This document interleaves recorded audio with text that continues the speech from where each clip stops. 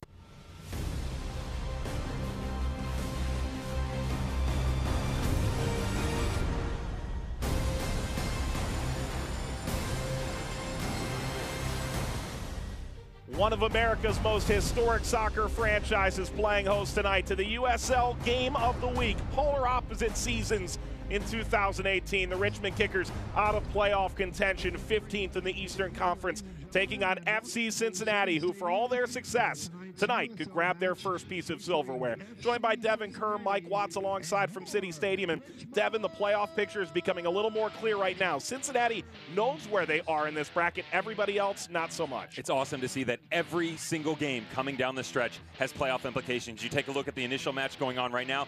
Popovich and his boys in Ottawa have gotten out to an early lead against Toronto FC2. They're up 1-0 approaching halftime. Pittsburgh Riverhounds traveling to Penn FC. Charleston Battery hosting NCFC.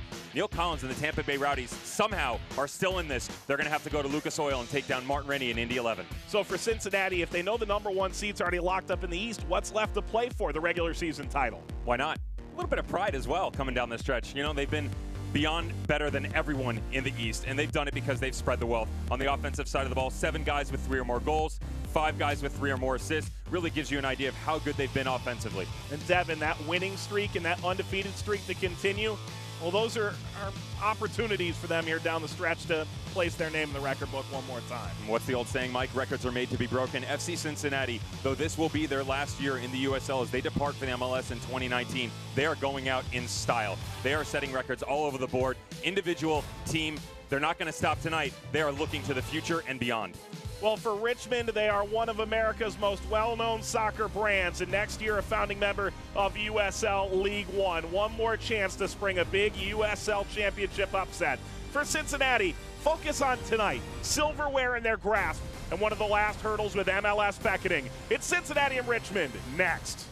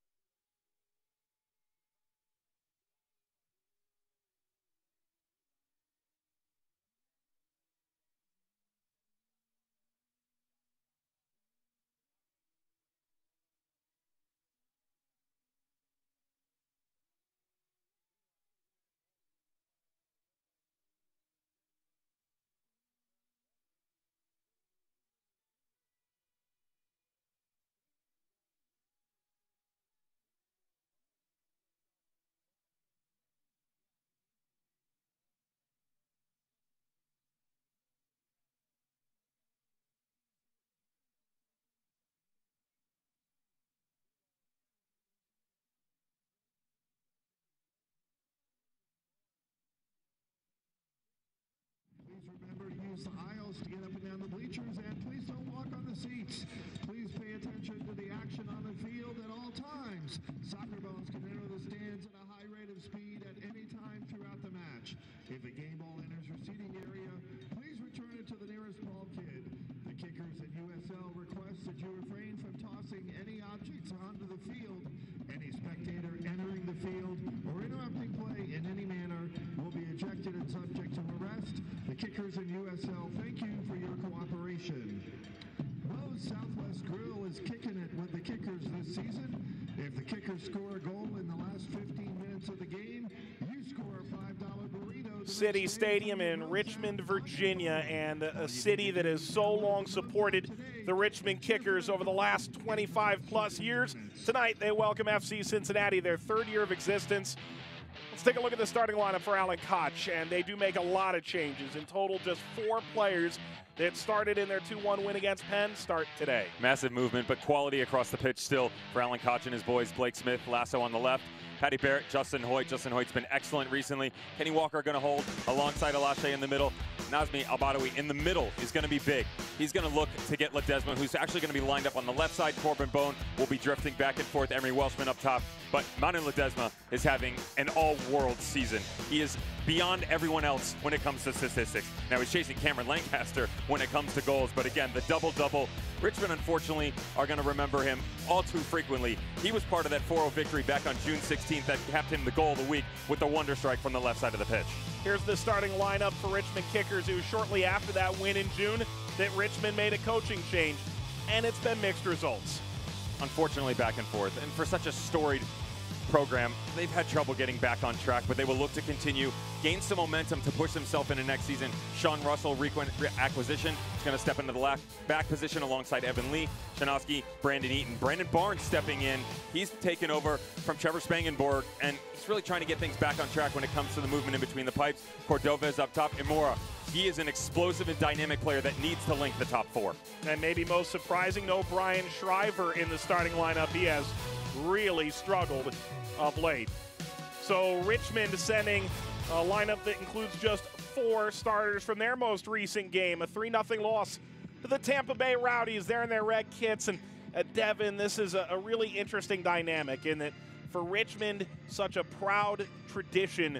Lee Cowlishaw stepping down mid-season was a shock to everybody. And as they move towards USL League One, and we'll talk about the big USL rebrand that came about yesterday throughout the broadcast, this is maybe one of those chances to show everybody we're Richmond, hear us roar. It's a very happy, sad type feeling because it's almost inadvertently a changing of the guard. But even then, it's only going to last for a couple weeks because FC Cincinnati, taking it from Richmond, they're going to jump off, say, okay, we're happy to take the torch from you. We're going to make a run at this, and then they're going to depart for the MLS. But the biggest thing here is, for Richmond, the opportunity to continue such storied success for this organization. One of the longest tenured clubs in the United States. They've had a great past. They're going to have a great future. The Richmond Kickers and FC Cincinnati. If Cincinnati wins, they are the regular season champions in the USL, while Richmond is looking for their biggest upset in quite some time from City Stadium in Virginia.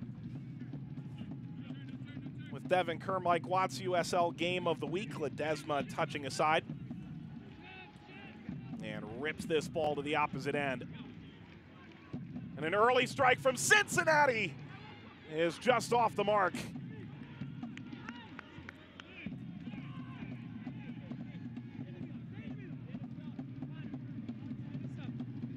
FC Cincinnati coming right out of the gate, jumping off the starting blocks. Excellent ball movement. This ball from Kenny Walker is ripped from about 45 yards to switch the run of play. It was impressive. Richmond on their heels early on. They cannot let FC Cincinnati take a stranglehold of this match. If they have any chance to challenge FC Cincinnati, they've got to make sure that they control some of this match. Now, you're going to have to pick and choose your opportunities. They maintain the composition to be able to do it, but you can't give up early opportunities like that. Well, there's the Richmond faithful, red smoke and all. Corbin Bone on that early shot opportunity. And Oscar Umar put this back in play.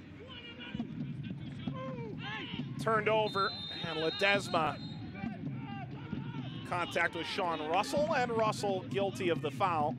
For Russell, he's 90 seconds into his kicker's debut. Quite nice. introduce themselves so early on in the match. And Sean Russell stepping in, throwing some weight around. That's not the worst thing when you're going after the would-be league MVP 2 minutes into a match. How do you think Ledesma feels about that? What are you doing, man? You know who I am? Talk about the two hottest offensive players in the league here. Ball over the top, wide open back header from Lasso. And this ball will drop toward Corbin Bone and drop in front. Al-Badawi gives an effort. And this will deflect out for a corner, but you've got a player in Corbin Bone who scored 6 times in this 8-game winning streak in the middle of the box, and then got Manu Ledesma who scored 5 times in that 8-game stretch, taking the free kick. This is too easy. You have to wonder why he doesn't go for the simple flick and let it run onto the back post instead of trying to find the support in the run. And Corbin Bone has amassed some pretty impressive stats over the past few weeks. Kenny Walker to line this up, 29-year-old native of Wickliffe in Ohio. As Nick Rodfate moves out the referee.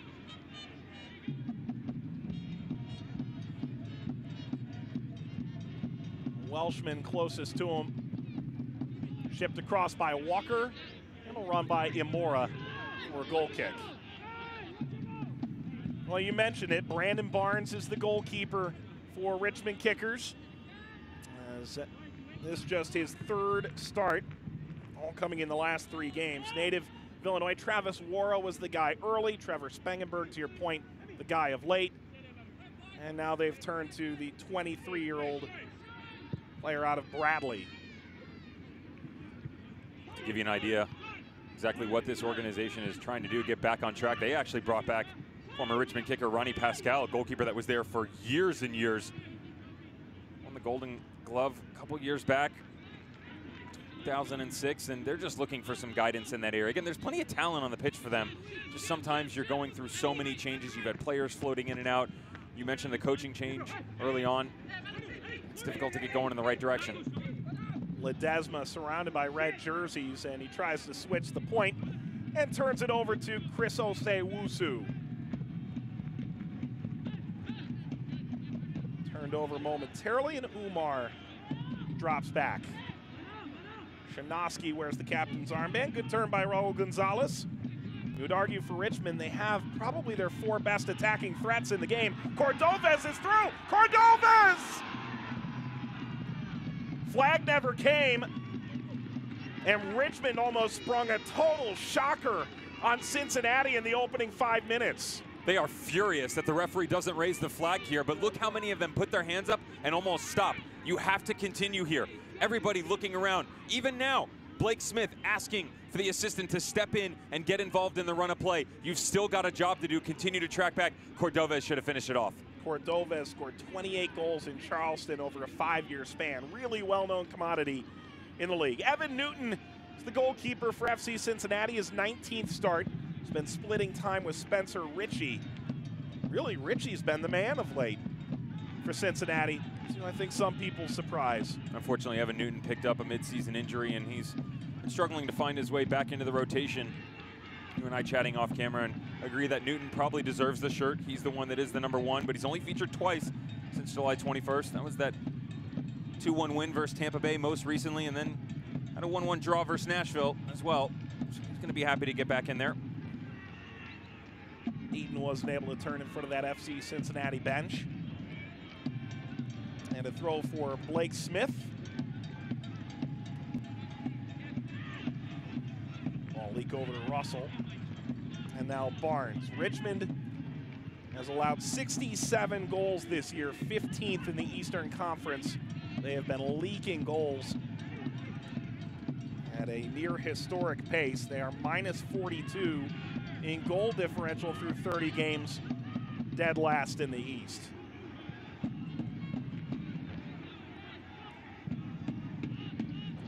Played long and held up by Osei-Wusu. He's got Forrest Lasso on his backside. Really tough position to be in. Mora carries away. Udai Amora showing off good moves.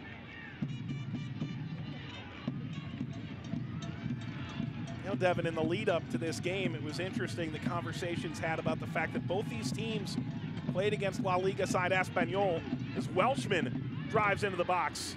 This will take a deflection, run out for a corner. And Richmond saying, are you nervous going up against a team, a superpower like Cincinnati? And David Bulow, the head coach that entered the equation mid-season, saying, well, we went up against a team with 10 times our resources in that La Liga side. As Welshman drew the corner. They have no problem going toe-to-toe with the big ones. It's just been a consistency for them. It'll be nice to see them further their organization. See exactly what goes on down the road. Again, so much success for Richmond kickers in the past. FC Cincinnati, still work to be done. You can bet that though Alan Koch is very coy and says, you know, next game, business at hand, there has been a conversation or two about what's at stake. No doubt about it. Regular season championship if they win tonight. Kenny Walker toward Barrett, and that's caught by Barnes. He's 3 games into his first professional contract. On the ground for Evan Lee, Cincinnati's most improved in their expansion season under John Harkes.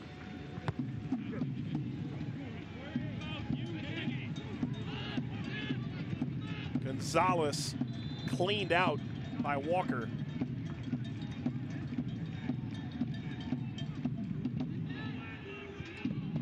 Second year for Gonzalez in Richmond. Last year, preseason trial with Minnesota United.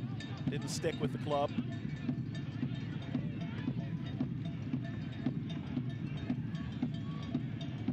Jose Wusu.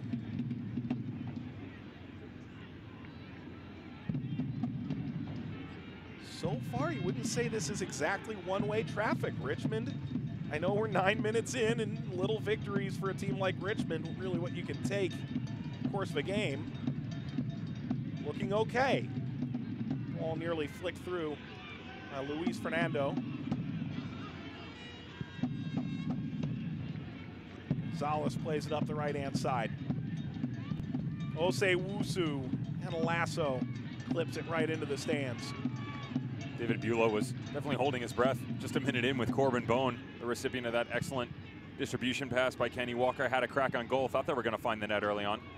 This ball caught by Newton on the goal line. Since then, it's definitely been some back and forth stuff. Not the David and Goliath type matchup we thought we were going to see. Richmond kickers definitely holding their own. Better run of play for FC Cincinnati, but still choppy. Devin, it's funny. At this point, it does feel like David versus Goliath. And speaking with Alan Koch this week, we asked about the road record. And I said, you know, resources. And he goes, look, I was in Vancouver, and we were near the bottom of the West in resources. It didn't stop us. Ball slipped through and kicked away on Welshman's pass. Said that at times they feel a little disrespected. The people think, here comes Big Bag Cincinnati, as if they don't put the work in, have the mentality to match their immense talent. That's the biggest thing here is if you take a look roster-wide, scan the entire team sheet, they are talented all over, and it's guys that make a pretty nice living, and there's plenty of guys who are well below that level in terms of pay grade, but all of them, this is the biggest thing for Alan, all of them have bought into the idea that he brought into the organization. You ask him about the success they had last year, especially in the US Open Cup run. Why was it so great? He gave you a couple reasons, but he said, we are better this year because it takes time. The process took us a bit longer than we wanted it to, but we are getting to our goal. We are going exactly in the right direction. Oh, by the way, it doesn't help, doesn't hurt when you're reaching that form. MLS right around the corner. No doubt. Fernando knocks this aside. Fatai Alashe chasing after him, who's on loan from the Earthquakes of San Jose. Fernando slides in, ball for Alashe cut out, and then Alashe commits a foul. 24-year-old native of Michigan, part of a mid-season revamp for FC Cincinnati as they prepare for that jump next year to Major League Soccer.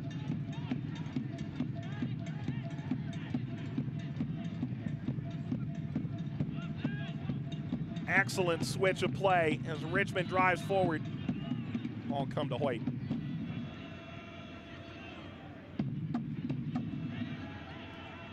Mora keeps it for Richmond.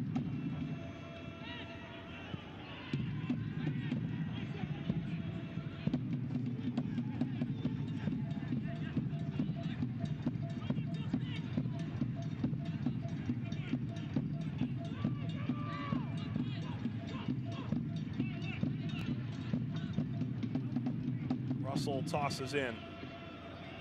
Cordovez trying to hold up. Fernando plays it for Cordovez, and it's kicked back. And off the deflection falls to Newton.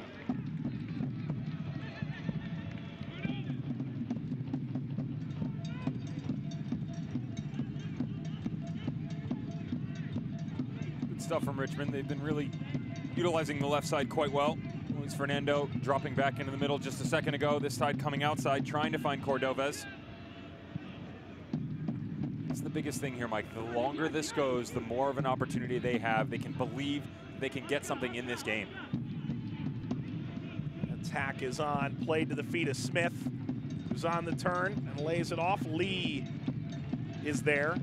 And this whole game is going to somewhat be seen through the lens of these two teams have quite literally opposite records this year. For as good as Cincinnati has been, Richmond has tasted defeat just that much. You have to respect the parity as well when it comes to the fact that they're going after this unbeaten run that was Richmond just back in 2013. I mean, you forget that that was just a few short years ago. They really had a stranglehold on this league and were extremely effective.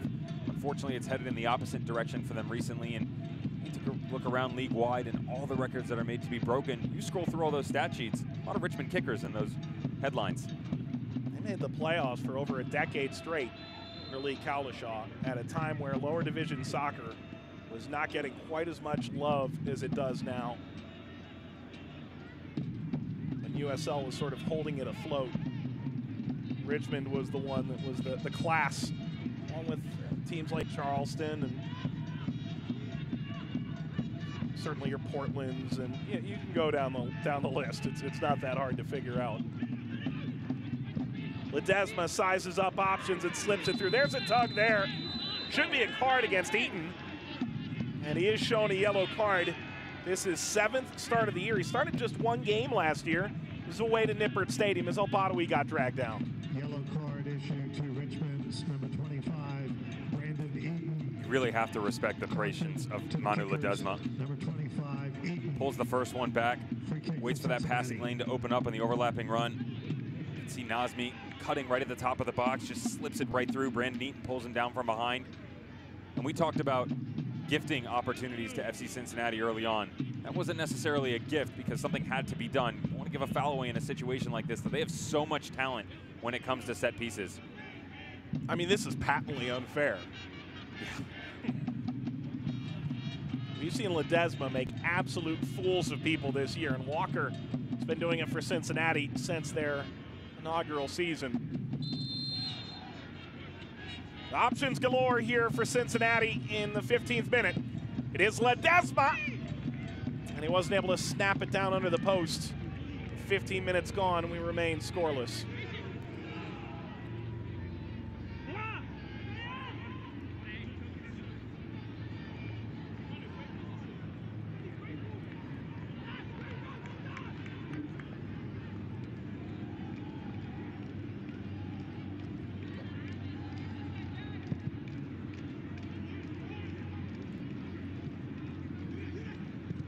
Ball, Mora knocks off Alashe.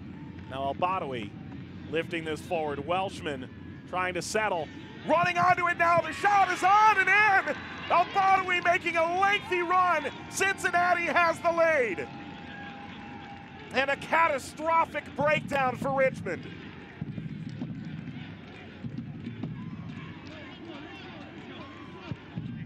It's easy to look at FC Cincinnati and look at the likes of the old schools, the Danny Koenigs. You get Corbin Bone, Kenny Walker, Manu Ledesma. But then you have to remember one thing that has been very prevalent over the course of the FC Cincinnati season. It doesn't hurt to have Lady Luck on your side. This is just a tackle that goes awry. Ball comes out right on front of Nazmi El Badawi and just one-times it right into the back of the net. Emery Welshman going toe-to-toe with Connor Shinosky, and unfortunately the ball squeaks out the wrong direction. Nazmi makes him pay. El Badawi, one of the best stories in terms of reaching this all-star status. Going through Wake Technical Community College, walking on at North Carolina State, being an absolute stud for North Carolina FC over the last 4 years. Twice NASL Best 11. And coming into USL and scoring his 10th goal of the season. And El Badawi just the latest star to enter the league, really take it by storm. He was one of the guys where Cincinnati was loading up over this offseason, and Jeff Birding, the GM, was very clear. We want at least 62 goals out of this roster next year. That was number 63, and Al-Badawi a big reason why. They can also look a bit further. You're talking about the past between these two organizations. How about the past for Nazmi? You just mentioned twice in the best 11 for the NSL. Oh, by the way, single season assist record holder. Arriving now, ball slipped through. Chance is knocked aside. Excellent from Barnes to deny Corbin Bone. It's been seemingly unstoppable for over a month. It looks like Barnes didn't even get a grab on this. It just flew wide. Things really starting to take for FC Cincinnati. Teasing ball movement by the visiting squad. Corbin Bone drifting to his right side, cutting in. That's what you can see. Manu and Corbin, they want to isolate them and put it on their good foot as Corbin Bone comes across his body, tests the woodwork up to the challenge.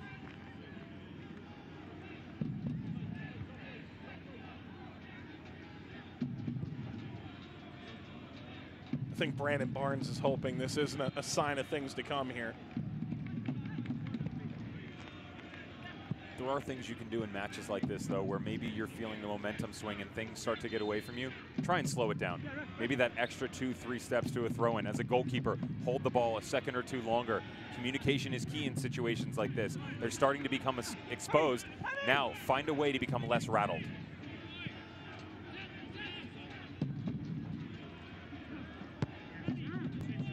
"19 games unbeaten for Cincinnati in that stretch. They've trailed 6 times, a total of 164 minutes. According to Cincinnati play-by-play man Tommy G, Tom Galater. Most of that's been recently, hasn't it? In the past 5 games, 4 of which they've entered the 75th minute, either down a goal or tied, but they found a way to win. All 4 games, 8 wins in a row, consistently getting it done. 2 ways of looking at that. As the slip finds Bone. Intercepted on the way to Al-Badawi. You listen to Alan Kopching, who says, you know, we've gone through some adversity, come out on the positive end of it. I think other people might go, it's really hard to win or go unbeaten in 20 in a row, as Welshman is in offside position. Maybe the wheels are coming off of this unbeaten streak. Not the team or the season, but the streak. You also wonder, is it, and we've had this conversation, is it a peaking too early type thing? Because the games that they're struggling with all due respect to these squads, Penn FC, Toronto 2, I mean, those should be chalk up 3 points, no problem, each and every time. You can't go behind in games like that and then have to find a way. Now, it's great that they've showed character to be able to do it, but when you're a squad like FC Cincinnati, having the season like you are, that should be easy pickings.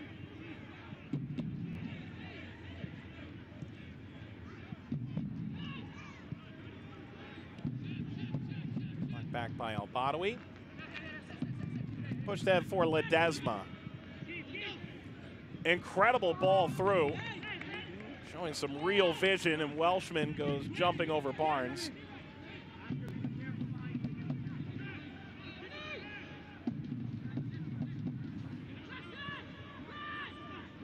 The pressure from Cincinnati a little stifling now.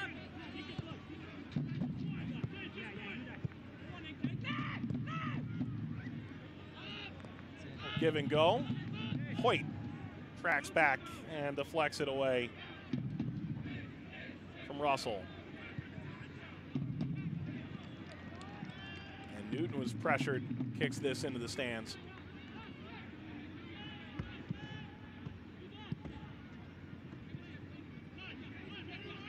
It's behind Amora. Left off for Welshman. Collected in the back by Shinosky.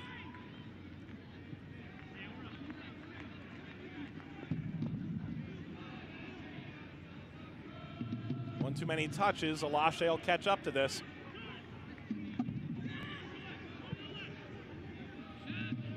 Crossfield from Walker, and there's Justin Hoyt.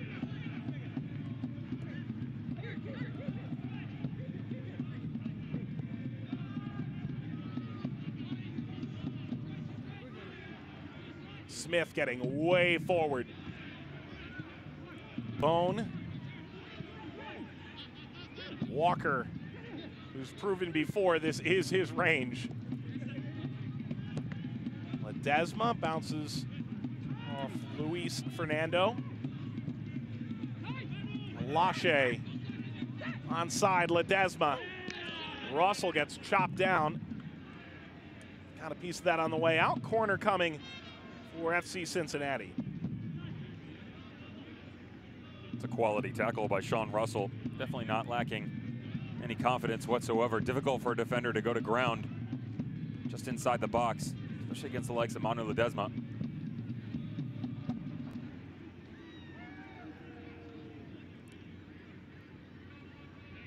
Ledesma, who individually is only chasing the MVP award now.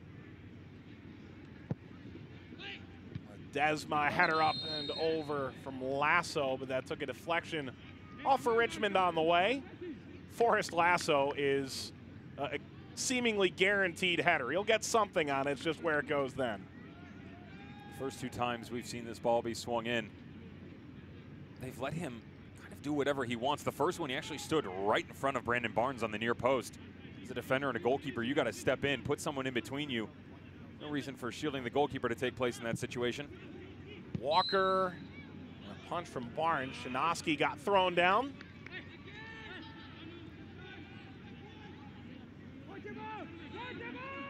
Barnes is smarter than both you and I, and not by a small amount. A double major at Seton Hall in physics and mechanical engineering. So, there you go. No, I don't take insult to that. No. We're good. How do you spell mechanic? Yeah. It's like my brother, kind of the difference. But I was the athletic one, he was the book smarts. So they always ask, forget what my brother does. They'll say, what's his degree in? Marine geophysics. And they go, huh? And I'm like, yeah, exactly. Welcome to my world. Pressure pushing back Gonzalez. Udai Amora bypasses the referee on the way. Fernando. Amora gives back. Fernando ran out of room. Amora. Fernando. Cordovez at the back post. He's the target. And it'll ricochet past and find Smith.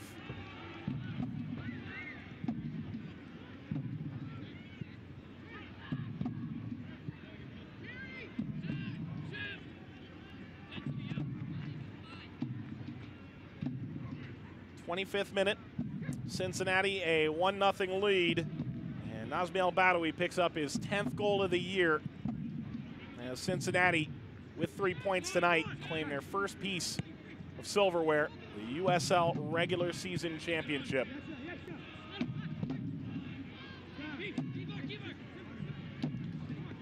Devon, the #1 seed in the Eastern Conference the last 3 years, has been signed, sealed, delivered trip to USL Cup.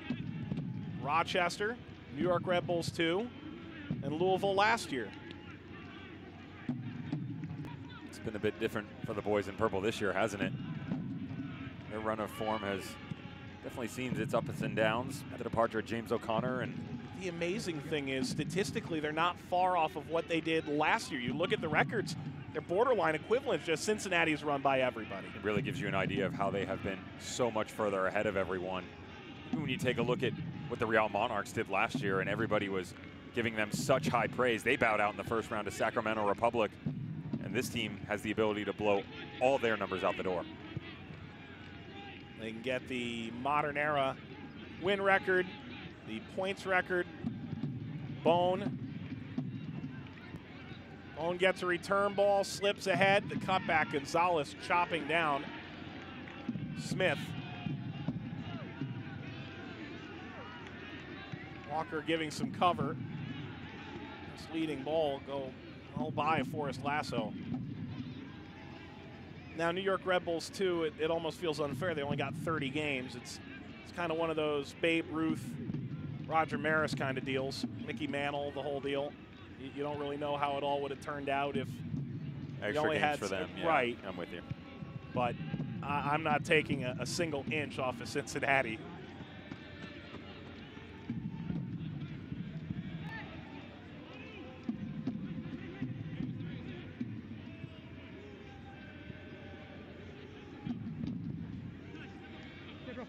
Badawi hitting Hoyt on the run. And Ledesma. Russell steps in.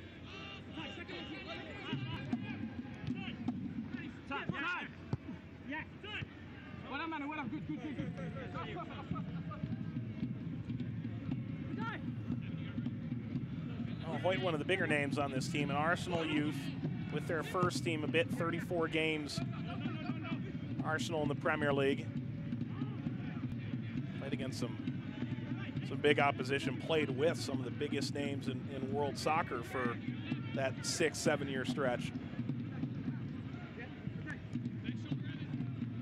Justin Hoyt said quite the run of it, hasn't he? Take a look at his entire resume with stints at Middlesbrough, Millwall, Dagenham Redbridge. Some looks for Trinidad and Tobago as well over the years. Bone arriving, reaching the byline. Now Badawi, one touch, trying to get a shot away. It'll fall kindly. Walker. Smith cross field, and this will get by Ledesma. Clearance came from Russell.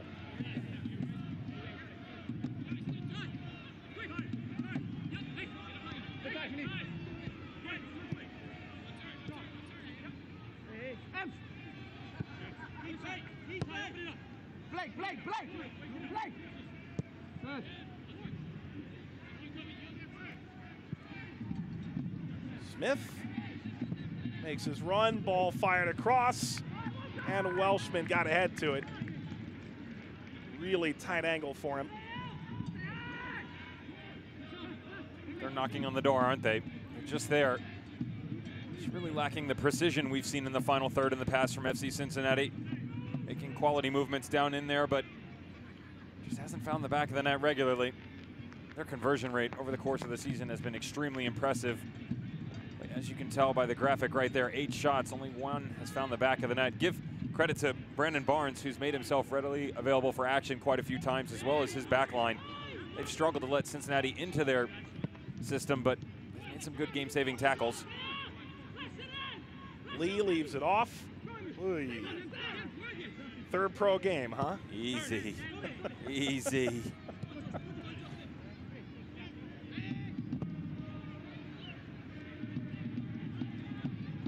And I'm sure when you're losing, you don't want to give up all the little things you can do to try and break things apart, but at the same token, you're worried you're going to create a Groundhog Day scenario. Cordovez offside.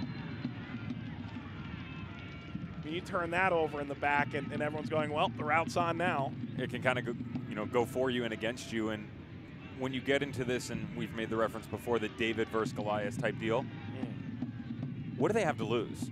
I mean, that's what everyone's been talking about. Yeah. Bulow said it, Koch has said it, the two head coaches.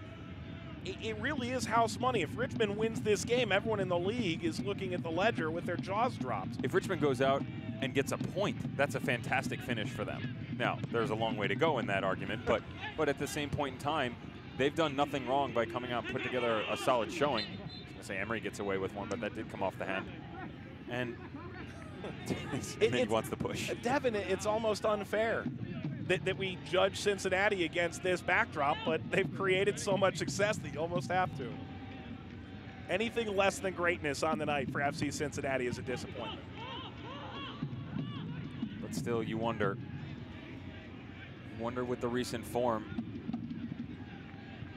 what and when will this take place where they kick it back into high gear? Because mid-season, it was not even fair. You talk about not being fair. They went out and it was, see ya, 3 points, let's go. See ya, 3 points, let's go. That's right at the start of this.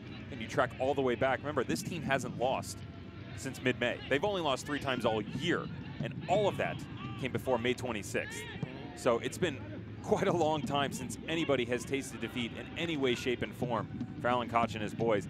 That can build a boatload of confidence and character. At the same point in time, you really would like to see these results continue. We made the reference to Real Monarchs earlier. Look what they did in the Western Conference last year. They go out, they get the regular season title, they run away with it, but they can't close it out. Cordovez is onside. Cordovez driving in, stepping by Barrett. Cordovez! Richmond levels the match. Totally against the run of play.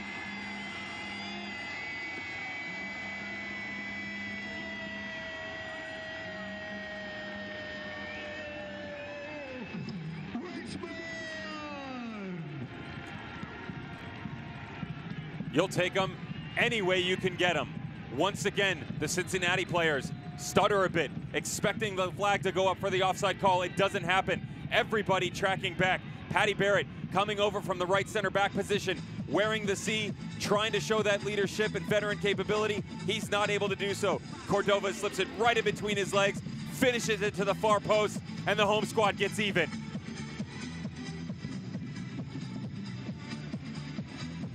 Checking that USL Twitter page right now, looking for that highlight. Won't find it behind all that smoke. It's 1-1 here. Game on. Oh, won't be a clean sheet tonight. Cordova's 6th of the year. Newton was looking for the team's 13th shutout of the season. Won't come this evening. And for Richmond, that's just the 26th goal they've scored all year. They average less than 1 per game.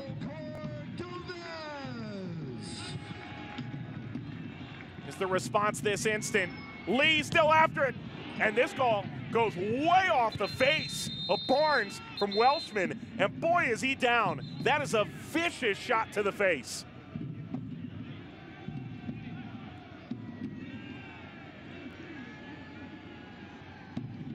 Oh, the ref recognized it immediately. Negrat Fateh calling the trainers on, seeking assistance. You're going to get a better look. This is from point blank. Emery Welshman, with that cannon of a left foot, unleashes on Brandon Barnes, who takes everything right off the front of his face.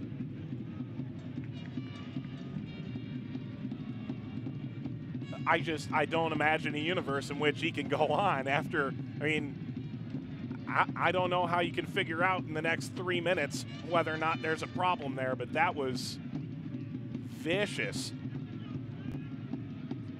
The good news is there's nothing in or around his face that's similar to the color of Richmond's shirt, so that's a good thing. That's first and foremost. And now you start to worry, you dive a bit deeper, what sort of head trauma really did occur? Because to your point, Mike, can you really evaluate someone in that minuscule amount of time? Well, there's David Bulow. Took over the club at the end of June, and the team has struggled. You think about the form since May for these two clubs, and Devon, polar opposite. It's staggering. Cincinnati with a 4-0 win against Richmond in that span. The goals for and allowed almost opposite. Unfortunately for FC Cincinnati, the only thing that has escaped them this year in terms of records is going to be versus their formidable foe, Louisville City. That was their last loss back on May 26th at Nippert, by the way, and that 2-0. But track back a bit further, Charlotte Independence, Mike Jeffries, they were able to scorch them for 4 back on May 12th. And then just a few matches in, Louisville City was able to get it done April 7th. That's the 3 losses on the year for FC Cincinnati. Since then, they have been not unbeatable, they have been unstoppable. Absolutely amazing. The goal differential, that is the biggest thing here, because coming into the season, you knew FC Cincinnati could put up goals. They put up 46 last year, but they also gave up 48. So that goal differential was a big thing for them. They're at plus 32 right now. You could only see that grow. Well, it looks like Brandon Barnes is going to give this a go. And you hope that he's okay. Trevor Spangenberg is the backup on the bench. You give him immense credit for what he just took from Emery Welshman making that save.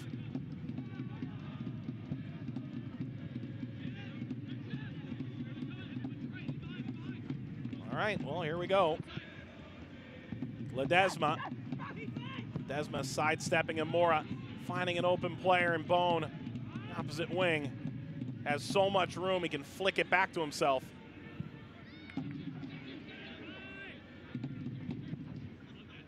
Walker for Alache. Hoyt. Hoyt serving, overcooked it, bounces by both El Badawi and eventually Bone.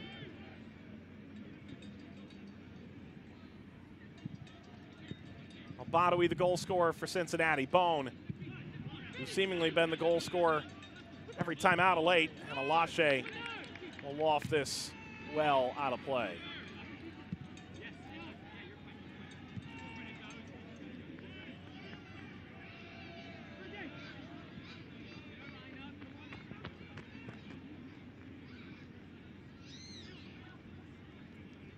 There's Alan Koch.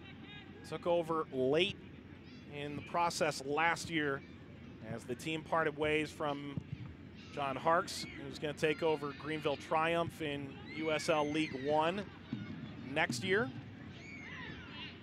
Badawi playing it ahead. Lee is there. And last year, you mentioned it, maybe didn't get all the results they wanted. And this year, they kept a lot of the guys they felt had the right mentality and let some people go who maybe were talented, but especially on the road, couldn't quite turn it on the same way. And it is shown in the results. Cordovez is fouled by Lache. You have to give respect to the guys that they let go as well and their ability to say, you know what, and be honest with the players. Not sure it's going to work out for you in the long run here, but we want to help you get an opportunity somewhere else. Opportunity blossoming, entering the area, and cleared off of Gonzalez. You look at some of the guys who have left mid-season this year. Obviously, Daniel Haber among the first who come to mind.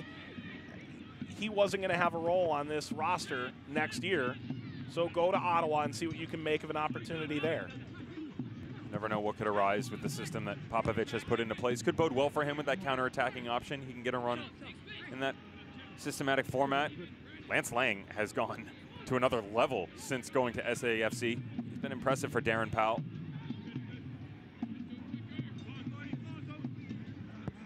Hoyt will drive in. And Hoyt approaching, takes a deflection on the way. This header will spear wide. That was a defensive header in the end. Came from Brandon Eaton, the 23-year-old out of VCU. This is youthful defending. Gets caught ball watching. This ball drifts to the back post. Takes a deflection. As a defender, you cannot sit like that. Emery Welshman comes right up over the back and attacks it exactly the way you want your striker to do so. Have to be better in those situations as an outside back. Really keep an eye on your surroundings. Go and challenge a ball. 14 goals, 15 assists for Ledesma. Ledesma put it in! Off the corner! And that has to be the biggest highlight of them all for Emmanuel Ledesma in what has to be an MVP caliber season.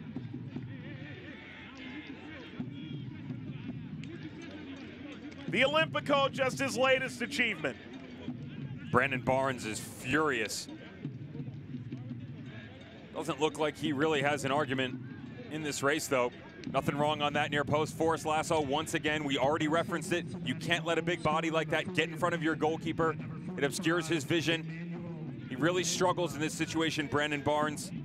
But you cannot take away anything from Manu Ledesma, who once again proves that after everything we've seen this season, he's still got tricks in that bag.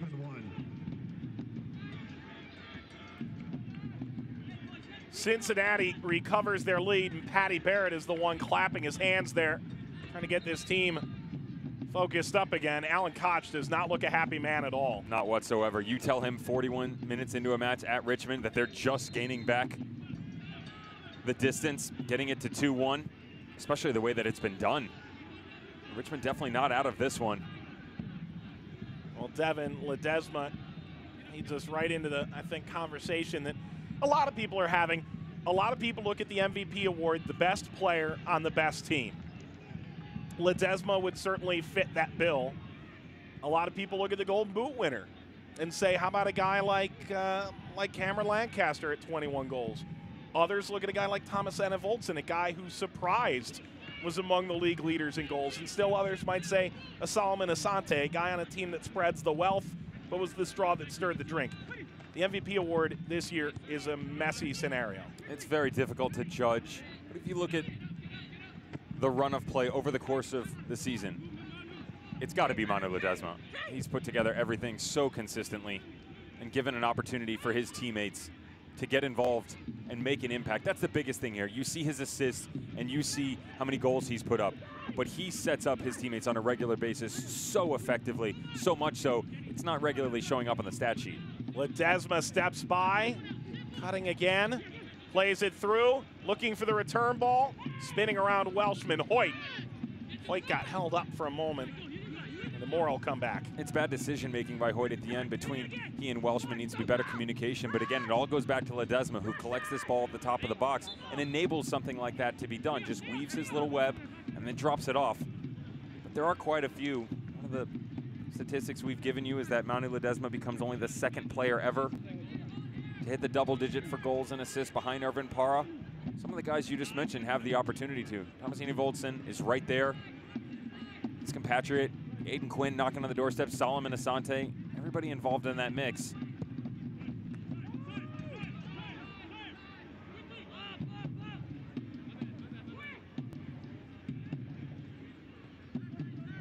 So I can take it, I know who your vote's for.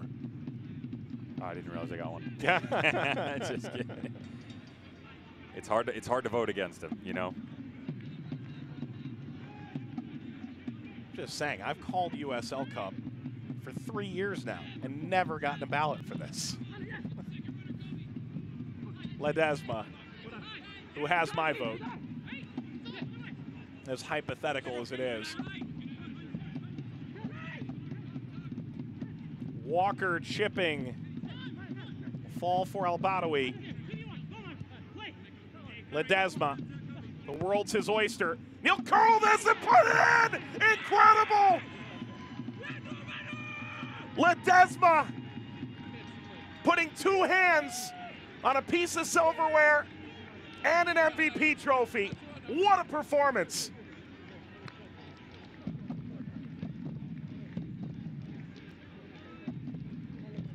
Any words left in the dictionary to describe what this man is capable of? Week 14, he got goal of the week. This has an excellent opportunity to repeat itself, both times from his left foot, both times from distance. This one, really challenging Brandon Barnes, but you cannot give him space. Takes one look up, picks out that far post, and he makes him pay. We're done here with that conversation, right? There's still 45 more minutes. You can not make it even game. easier. Not the, well, yeah, maybe the game. I'm talking about the MVP race. I'm with you on that. I mean, he has an opportunity here to really distance himself. It was funny, you were saying about the Golden Boot race. Manu Ledesma came in with 14. He's at 16. Get 3 more. bring him within 2 of Lancaster. All right, then. Devin, stop the bleeding or watch this slip away for Richmond right now as stoppage time begins.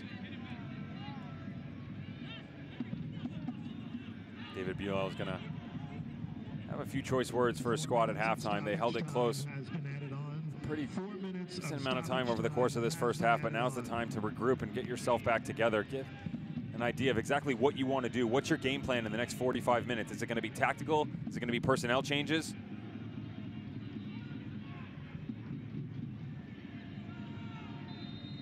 Foul whistled against Corbin Bone. That was Eaton trying to go by the outskirts.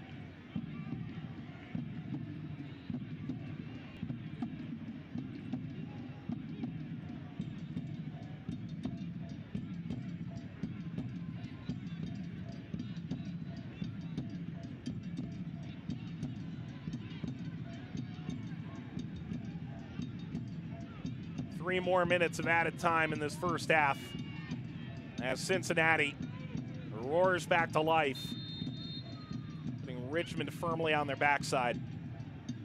Service across, Barrett is there. This is collected on the hop. Turning shot is just wide.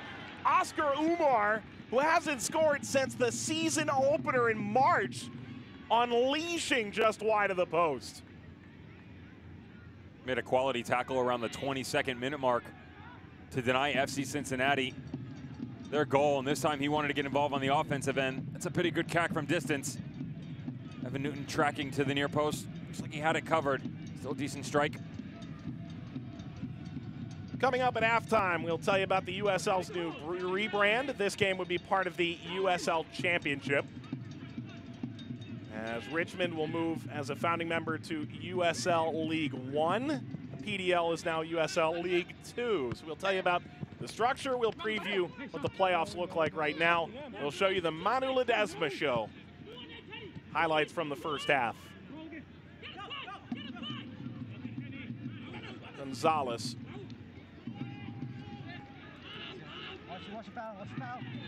Ledesma slides in, and Ledesma is screaming. He'll be shown a yellow here.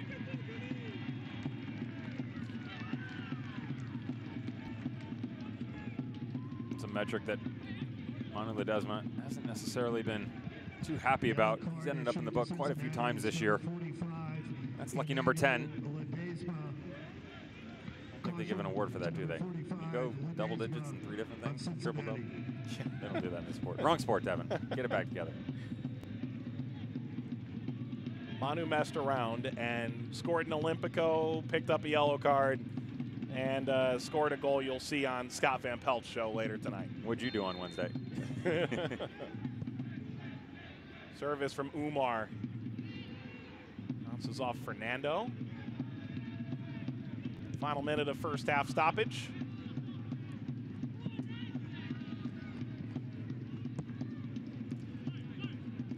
Lifted away from Barnes.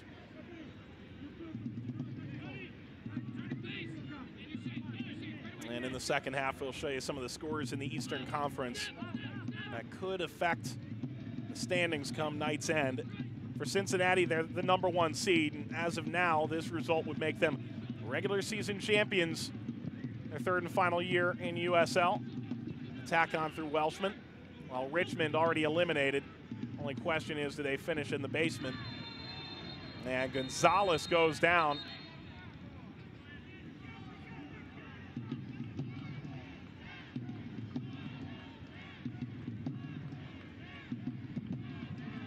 And a yellow card to Alashe. Fatai getting caught out here, tracking back, and good movement right in front of the path of Fatai. Unfortunately, just trailing a bit late, gets stuck in.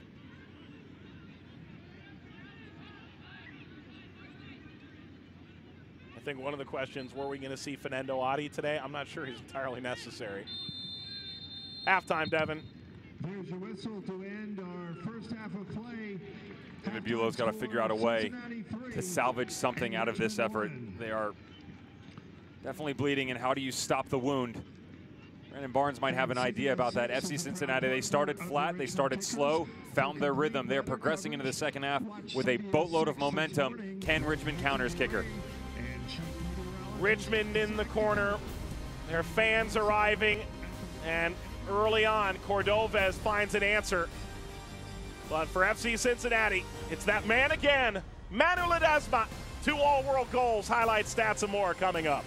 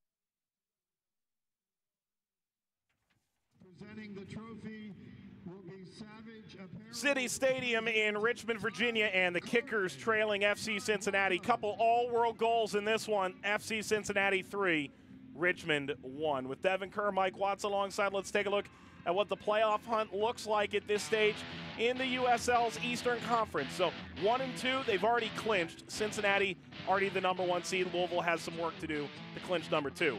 But there are still 11 teams that are in the mix. Plenty of opportunity. 9-13 has been interesting recently. They've all been going toe-to-toe with each other. Nashville got a 1-0 lead on the road at ATL UTD2. North Carolina FC at Charleston Battery are awarded a PK in the 16th minute. Joe Kuzminski doing his best impression of Hildebrandt, saying no.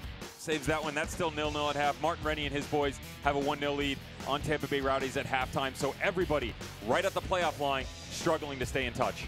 And meanwhile, plenty of games with playoff implications over the weekend, Devin.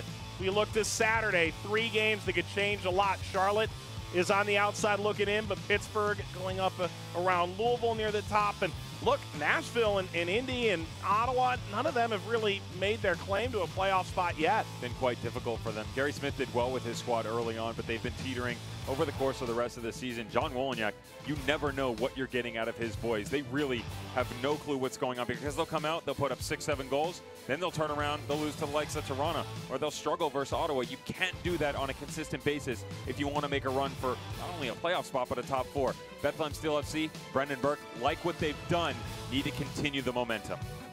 So big games all weekend. This midweek game has silverware implications. It's 3-1 FC Cincinnati, and if you haven't heard, the USL's undergone a rebrand. We'll show you what the rebrand looks like, tell you a little more about it when we return.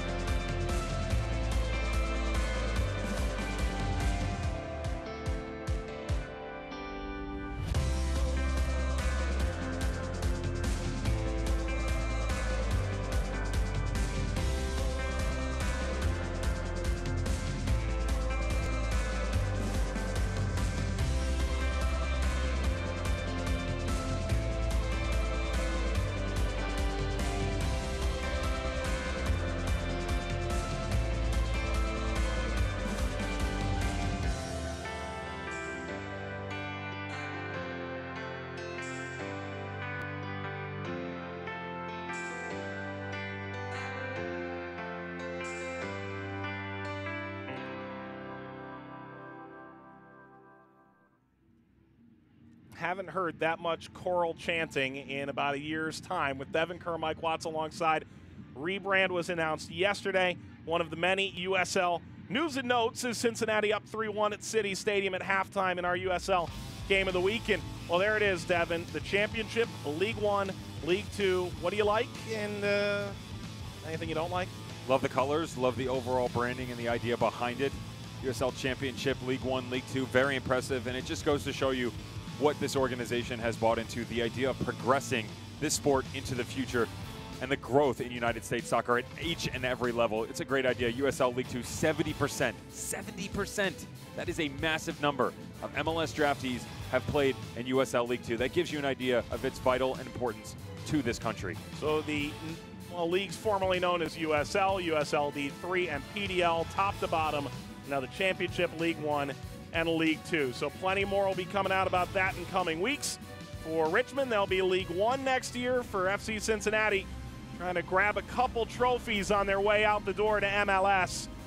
Today, they can clinch that #1 overall seed. The USL Cup could be running through Nippert Stadium. Highlights, stats from the first half coming up next.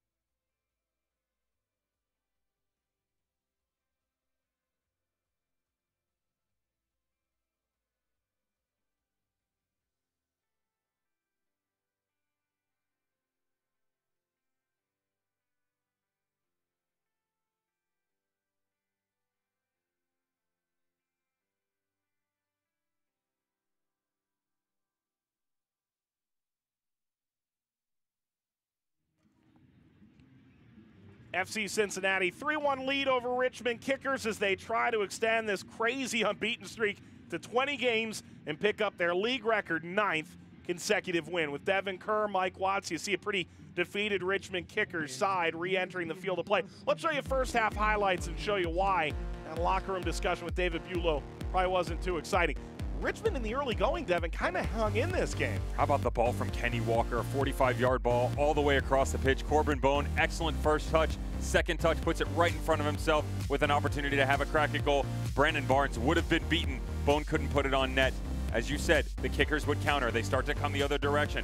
Cordova gets into the run of play here. He needs to finish this off. Has the entire back post open, cannot beat Evan Newton. So scoreless with 15 minutes in the books, and that's when we would see the goals start to fly. First for FC Cincinnati, 16th minute of play. It starts with El Badawi, it ends with El Badawi. They had just so many opportunities in the first 15, 20 minutes, nothing really following their direction, but a little luck never hurt anybody. This challenge comes off of their captain, Connor Shinosky, and unfortunately just falls right in the path of El Badawi. No problem, I'll take that, thank you very much. Wasn't early, wasn't often from FC Cincinnati, but they're able to close it out. They would continue from there. The Kickers trying to get back into things, but just unnecessary turnovers, gifting things to FC Cincinnati. This one, you almost immediately thought was gonna find the back of the net. Bone goes near post, the woodwork says no. Seemingly the only time in the last couple months where he has not been able to convert. So it stays 1-0, and Richmond find an answer. Everyone's looking for offside, but Cordovez is on, and he puts it away. 32nd minute, Cordovez gets involved, and again, it all goes back to the back line. The flat back four for FC Cincinnati, everybody stopping in their tracks, asking for the third assistant to get involved and raise the flag. It doesn't happen. They're continuously putting their hand up. Patty Barrett with the, whoop, no, nutmeg. Richmond Kickers find the back of the net, and then it's the Manu Ledesma show. All he needed was 5 or 6 minutes to make an impact on this game. He was active, but he had not found form. That all changed in the 40th minute. The Olympico from the corner flag, and then why not? What's once is nice, twice is even better. 44th minute with another worldly goal.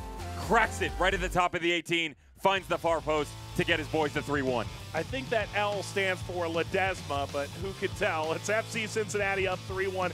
Here are the statistics, and you know what? That felt about right. Initially, we said that their conversion rate had been so good, but it was lacking. They were sitting 8 shots, nothing to show for it. How about now? 4 shots after that, 3 of which have found the back of the net. Richmond Kickers were able to tickle the nylon as well, but the possession on the side of FC Cincinnati, even the run of play, just everything, especially the latter portion of the first half, has really been controlled by the visiting squad. They'll expect to impose their similar will in the second half. And for Manu Ledesma, he continues his run in what's a very exclusive USL club, Devin. And a couple of Orange County players could get there over these last couple of weeks, but Ledesma, the second to double-digit goals and assists. Solomon Asante has a horse in this race as well. Aiden Quinn has been absolutely fantastic for Orange County Soccer Club. Bladen Kutia has done a great job out there. They dismantled Real Monarchs midweek on Wednesday, 5-2. Had the weekend off. They'll get back to work tonight versus the likes of Las Vegas. But just an absolutely amazing season all around in the 2018 USL season. A lot of guys really making their mark. Irvin Parr a couple of years ago with S2. Second player in USL history for Ledesma after him. How about some of the records we're looking at? Ledesma going after that assist record. Well, he was able to pick that up a while ago. Lancaster is chasing Matt Fondy's record for goals scored, former Louisville City man. And for Cincinnati, they can break a record here tonight. They can break a lot of them. There's everything at play, even though they've already locked it all up. I mean, you look at them, they've got the Eastern Conference, the only team that has locked up their seeds, sitting at the #1. Louisville trying to find a way to get into that #2 spot. Cameron Lancaster has been absolutely fantastic. 2 goals in his last game as they took down Ottawa. They'll look to continue this weekend. Update from elsewhere. Indy 11 has scored against Tampa Bay as Carl Ouimet is on the board, the center back. And at Lucas Oil in Indianapolis, the Rowdies' playoff hopes got a wee bit dimmer. Barnes returns to goal. It's remarkable he's been able to stay in this game at all. He was summarily Scott Sterling'd in the first half. Not able to continue for Richmond. 2 goals down entering this second half. For Cincinnati, they'll take on Indy 11, Pittsburgh, and Nashville to close. And if they want that record from Richmond's illustrious 2013 season, they're going to have to go the tough route to get it. Here we go, City Stadium, second half. Cincinnati, Richmond, with FCC on the verge of the USL regular season championship trophy. Welshman comes sprinting out of the locker room and kicked away by Evan Lee. Lee out of Ohio Wesleyan from the Toledo area, tried out after being released by FC Cincinnati. 12 in red there in the background.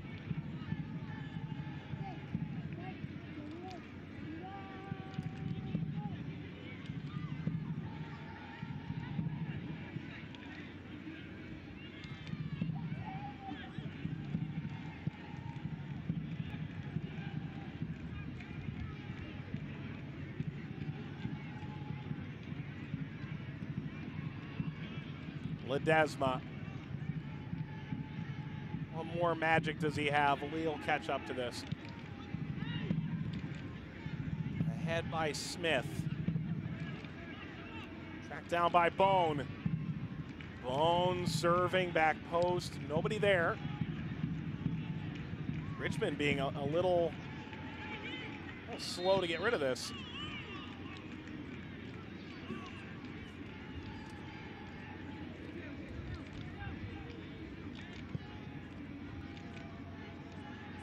Just 4 players from both sides' lineups started their last game in this current one, Devin. And talking with Alan Koch, made it clear that they don't necessarily have a starting 11 right now. From the very beginning, they were looking for that healthy level of competition. And we looked at the lineup, and maybe you put in Koenig over Welshman, or Fernando Adi has only started a couple games. Will he be starting down the stretch with weekly games coming the rest of the way every Saturday?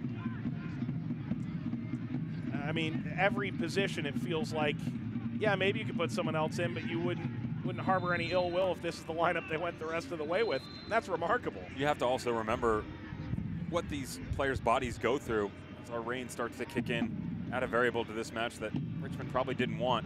They're in the midst of playing 3 games in 7 days.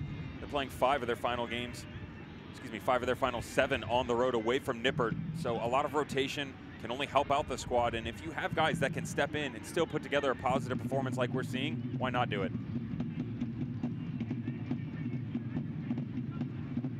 Throw coming for Hoyt and drop down. Lache.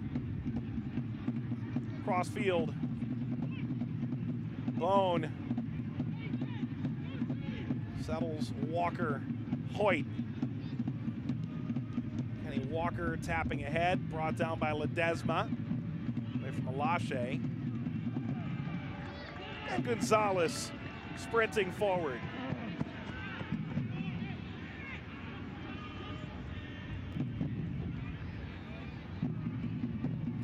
Really liked what Udai Amora could bring to the field, but he's been shoved around a bit. Very streaky for the kickers so far.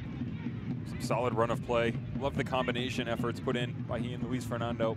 Combining on the left-hand side for the kickers, but again, it's a consistency thing. At 20-25 minute mark, FC Cincinnati really started to kick it into high gear. Didn't find their second or third till after the 40-minute mark, but all the orange and blue since then.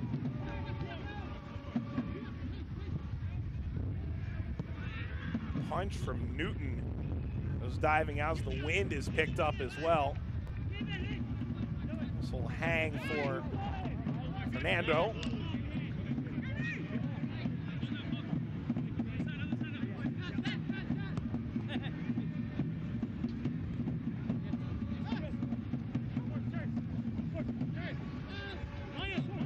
Attack is on Bone.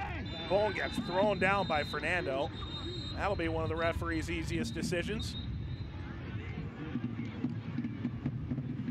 He does well to get out in front of this too. Corbin Bone not happy with Fernando's decision to pull him down. That's an easy one for the ref to put him in the book, but FC Cincinnati players coming to Corbin Bone's aid. He's probably not someone that needs a lot of assistance in that area.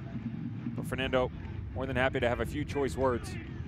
And now it's eerily similar of what we've seen from Zlatan Ibrahimovic in the background. You want to card me? Come and give it to me. I think Fernando's blushing watching this later with that comparison, but Fernando, Corinthians homegrown from Sao Paulo, Brazil. Second full season with the club, where this rain is pouring down in buckets. Goodness.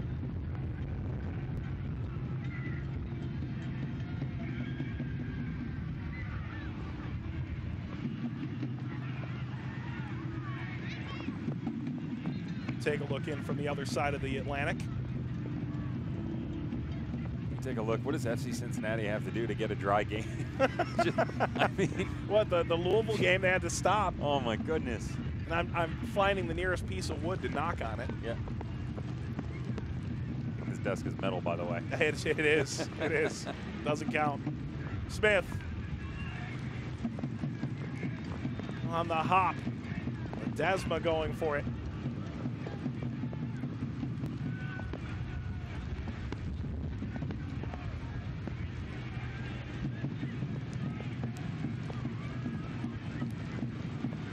Oh, bat away. Swirls it just outside the post. Ledesma held it up and teed it up. It does sort of seem like these Kickers fans are making the best of it. Nice triangular play right at the top of the box. Emery Welshman doing well with his back to goal. Quality little layoff.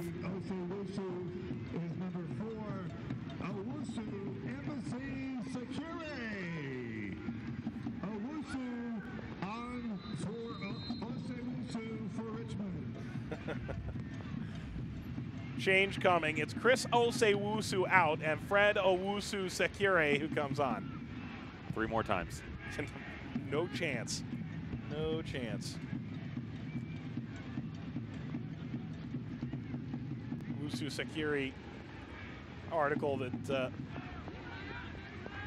really impressed from the Times-Dispatch in Richmond, saying that he's been working with 3- and 4-year-old kids, the youngest level of football, and they just call him Coach Fred. It's a lot easier that way. Gotta sound out their syllables. 4 in red. Field's getting a little waterlogged here. This has become a total drenched situation. Owusu-Sekire plays this through. Fernando playing it back. Kept alive. Fred Owusu-Sekire, the shot, and Newton will dive down and grab this. You say that Richmond is maybe worse off from all this rain. I don't know that Cincinnati's really interested in playing in this right now. They want nothing to do with it, especially from a personnel standpoint, making sure that everybody's taken care of. Talked about the rotation, but you want to make sure all your players are healthy coming down this stretch. This isn't going to do you any favors. Like the ball build-up by the kickers. Nice trailing run by Imura right at the top of the box. Kenny Walker had something to say about it, sitting in that holding midfielder spot, positioned so appropriately on the defensive side of the ball. Attack is on through Eaton. Laying off for Imura. Fernando. Completes the switch. Gonzalez. Gonzalez whipping a ball in. Newton dives out, gets a punch. You're over here as a center back going, all right, let's play ball. This is my kind of weather. Well, the ball gets played in. All I want to do is kick someone. Just let it slide through, and you get to line people up. You can get tackles going from 6-7 yards away. Dev, that's when you're supposed to plead the fifth. Oh, yeah. Right. What was the question? Well, they're embracing it, aren't they? Shirts are off.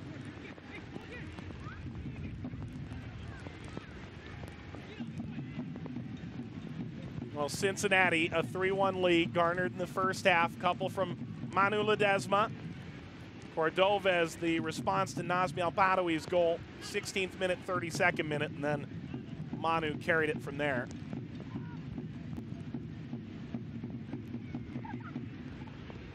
Long run for Hoyt, who catches up. Sought out Welshman.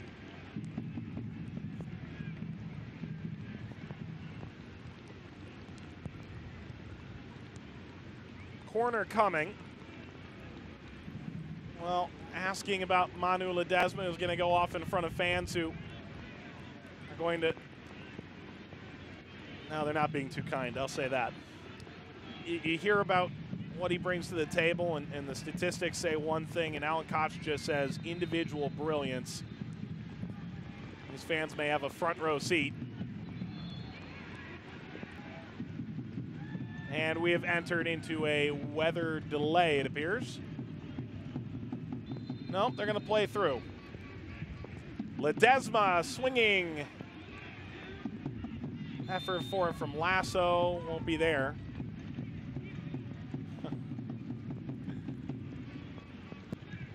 Well, we'll see how this progresses. You will, they won't.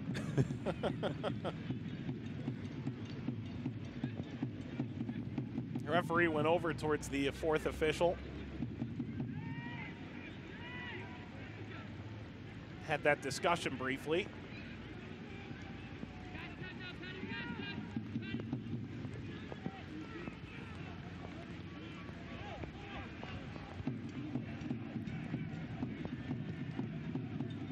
Bulow calling this an incredible group of individuals from Cincinnati.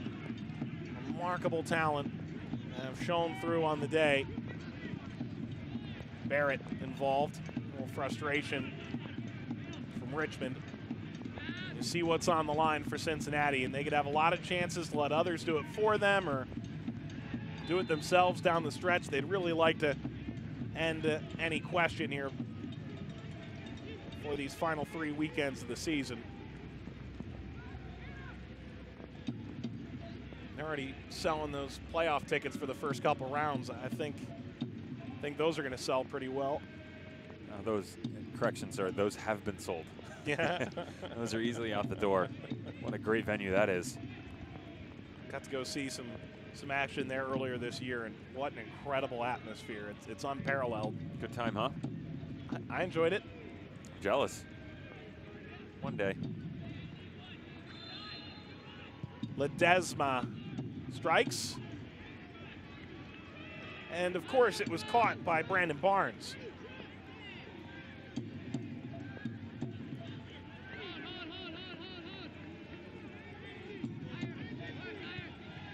Here Cincinnati is great in November. Yeah. Just in Michigan, I'm sure they make the same claim to fame in that department.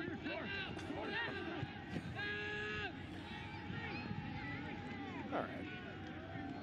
58 minutes gone. Cincinnati trying to make sure that any potential USL Cup they're in will come through Nippert Stadium with the University of Cincinnati. Ball sliced across and cut out.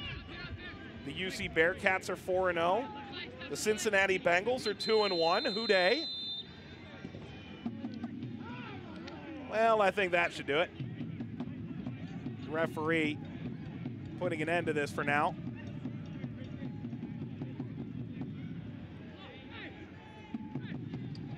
We are in a weather delay. And Cincinnati fans have to be rubbing their temples right now going, not again, no way. For your safety, please vacate the stands. You may stay. It's deja vu, isn't it? We already referenced the attrition that'll take place on these players' bodies. There will be a minimum 30-minute Supposed to be playing 3 games in the span of 7 days. For your safety, please vacate the stands. Thank you. You get the feeling just a few weeks ago, just under 2, September 11th, taking on Louisville at Slugger Field. That extended, unfortunately. FC Cincinnati happy about it. They're able to get a 1-0 victory versus their rivals. Well, in the 60th minute, we will pause and players off to the dressing room. It's minimum 30 minutes. There was a lightning strike in the area, and each time it happens within a certain distance of the venue, that clock will reset. So, for those of you watching our USL Game of the Week on ESPN3 and the Watch ESPN app, hold tight. There are plenty of other games on ESPN Plus for you to peruse. At this point in time, maybe watch the US Open Cup. I think Devin and I may go give it a peek. And join us back within half an hour for continued updates.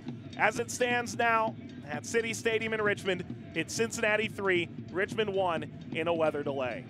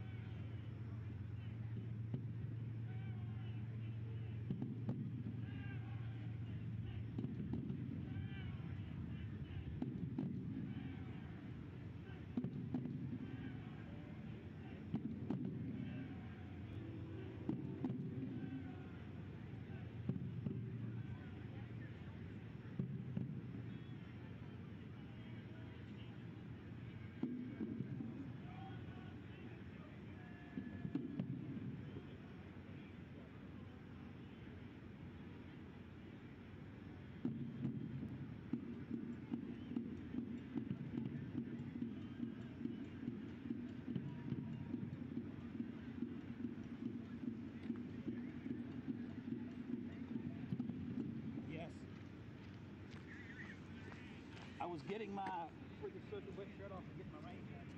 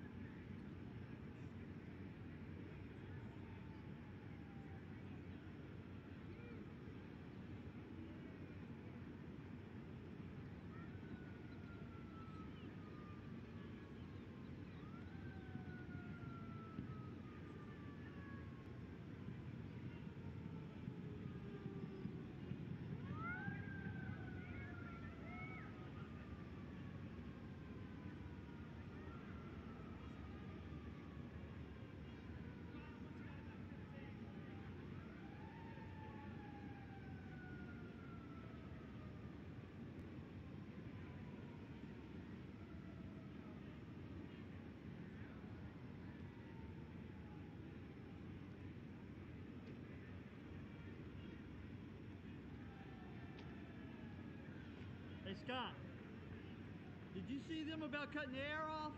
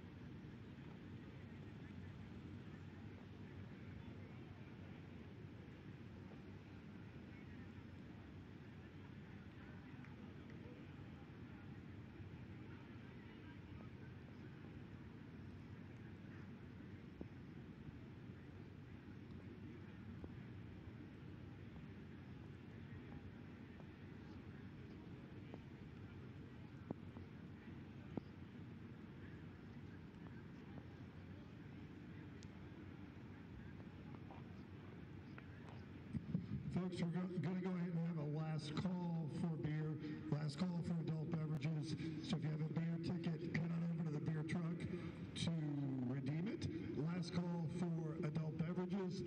If you have a beer ticket, head on over to the beer truck so you can redeem it.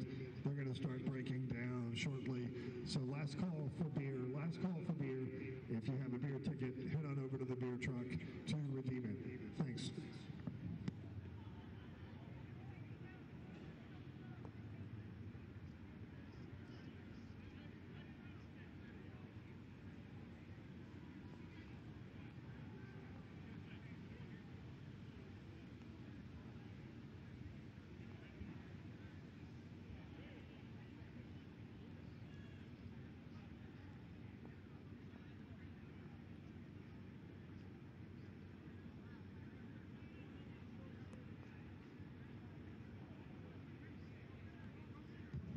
Once again, we're going to go ahead and do last call for beer, last call for adult beverages. If you do have a beer ticket, head on over to the beer truck to redeem it. They're going to break down shortly. Last call for beer.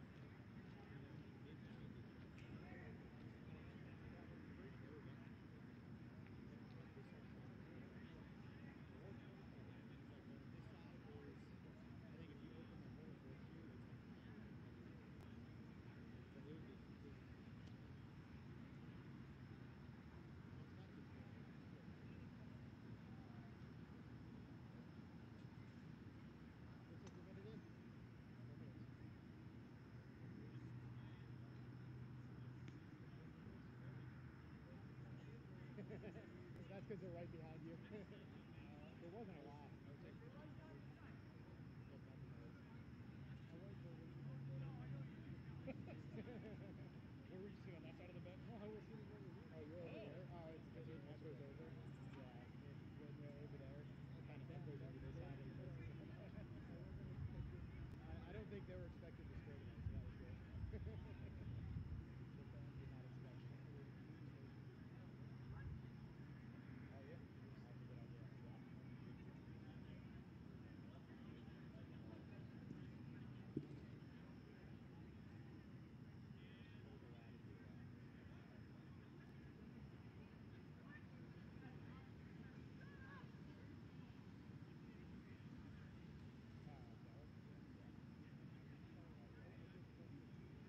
Did you play?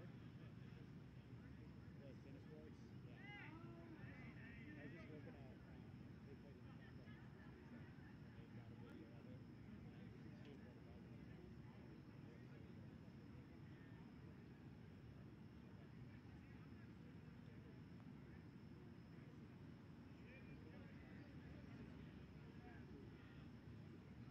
Yeah, it's like, and you can put like, tag a player and then follow that player around. You can do like a match feed for how many goals they can have and see what they're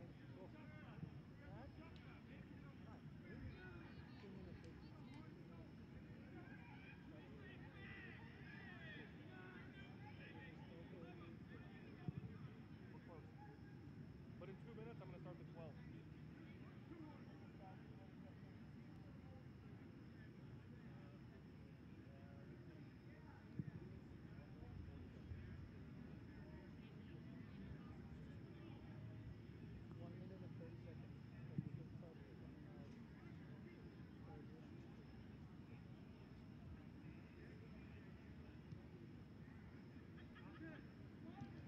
Good?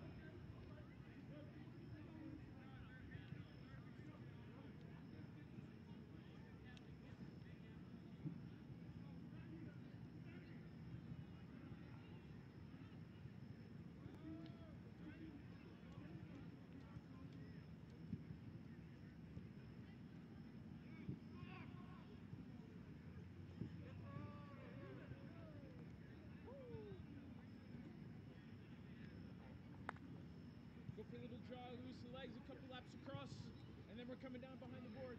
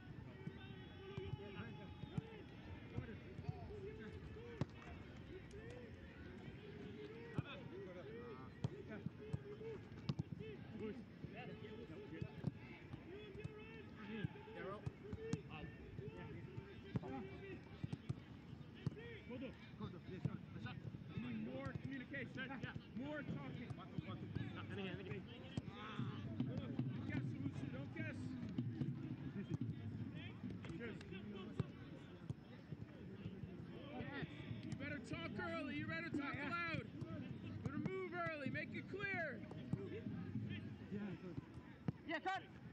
Yeah, Lewis. Good, last activation.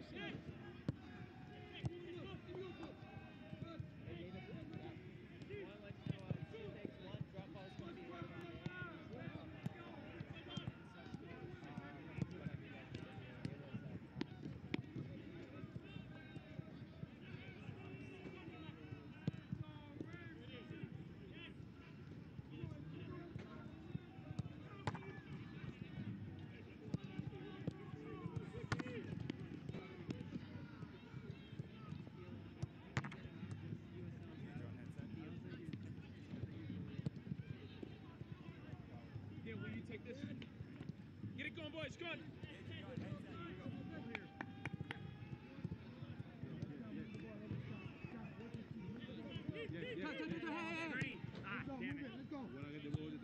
Hey, out. Yes.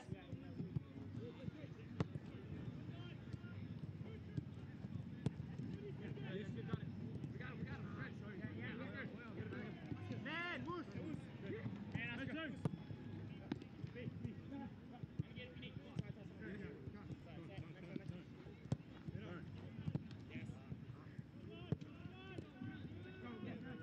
Yes.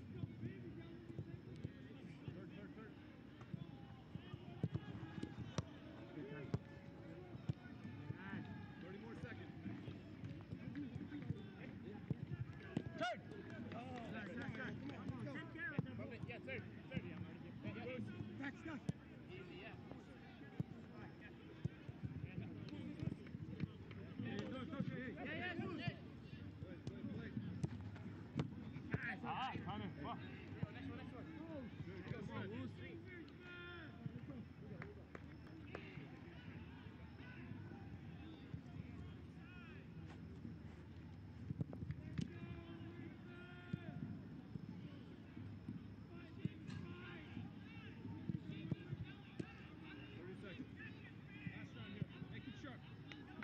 Jump all over. Jump all over right from the start.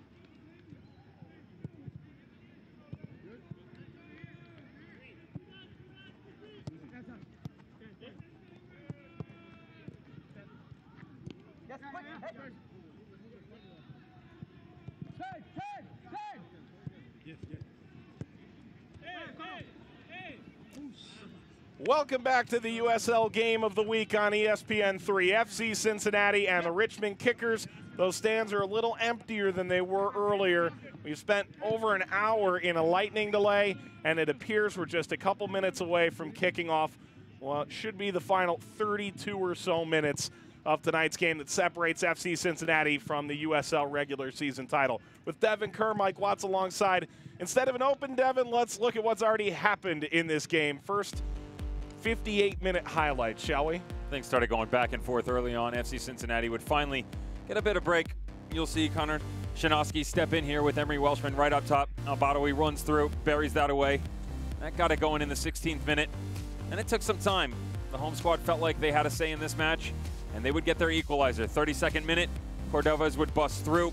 It's an excellent ball in by Fernando. They had some other opportunities as well, but this was the big one where they were able to get it to 1-1. The entire back line of FC Cincinnati thinks it's offside.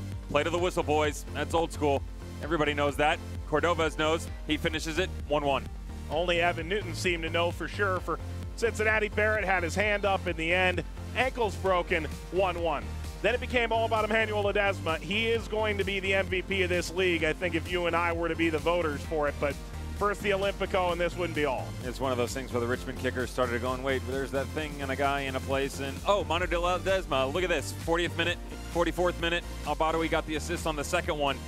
I mean, goal of the week versus Richmond the first time in that 4-0 win. He is doing some ridiculous things on the ball in this 2018 season. Well, Devin, these aren't quite halftime stats, so they're just match stats, and here's what it looks like. FC Cincinnati, as expected, dominant. Pretty characteristic, and it all goes back to the conversion rate for me. You take a look at what they were able to do, or not able to do, I should say, in the opening 15 minutes or so. 8 shots on target, none of them in the back of the net. 6 since then, 3 of them have been able to tickle the nylon.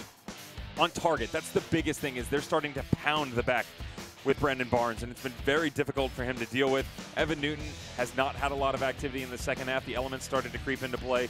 We blew the whistle right at the 58th minute, and unfortunately had to go into that weather delay. This is difficult as a player to come back from, because you go from that starting and stopping right at a halftime, thought you were going to find a way to really distance yourself. If you're the Richmond Kickers, though, a good opportunity to maybe let things subside a bit, find a way to get back into this match and still be a part of history on the other side and take down FC Cincinnati in their streak. Well, some changes here. Giuseppe Gentili comes on.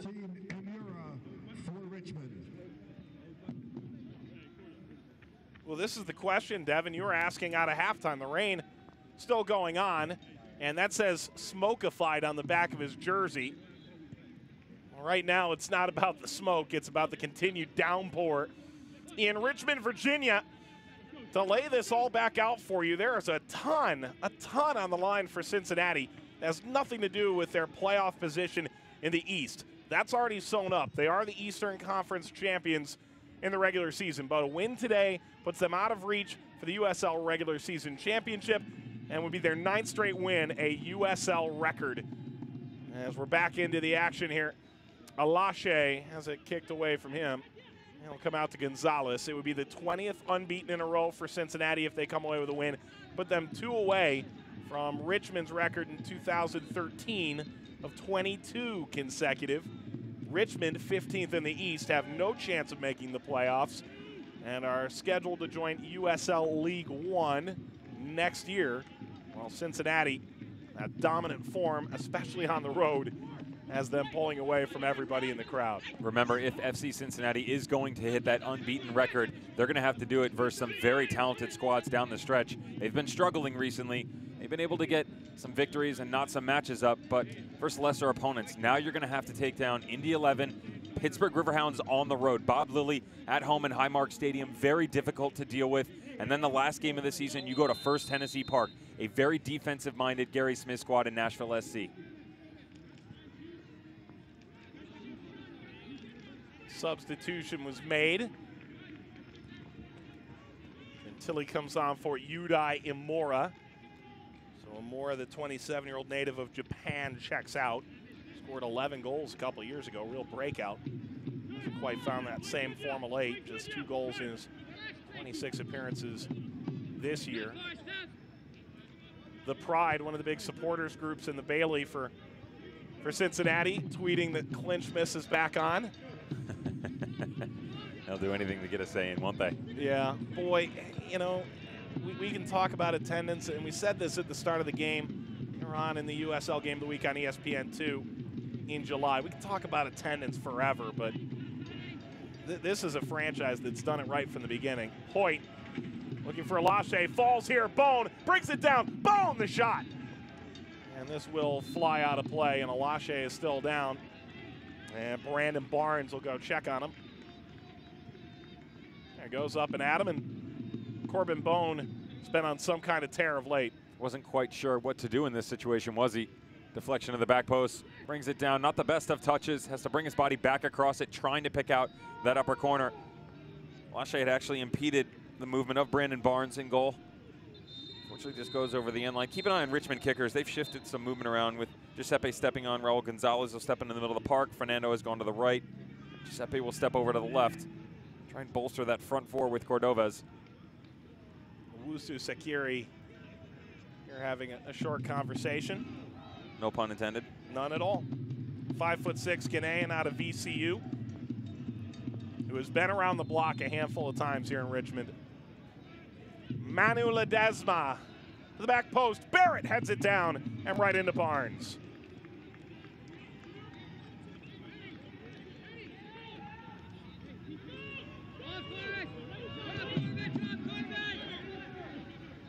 For Richmond, they've lost 5 of 6. They have 3 wins since the end of May, twice against Penn FC, which isn't all that much to write home about the way things have turned out in the standings.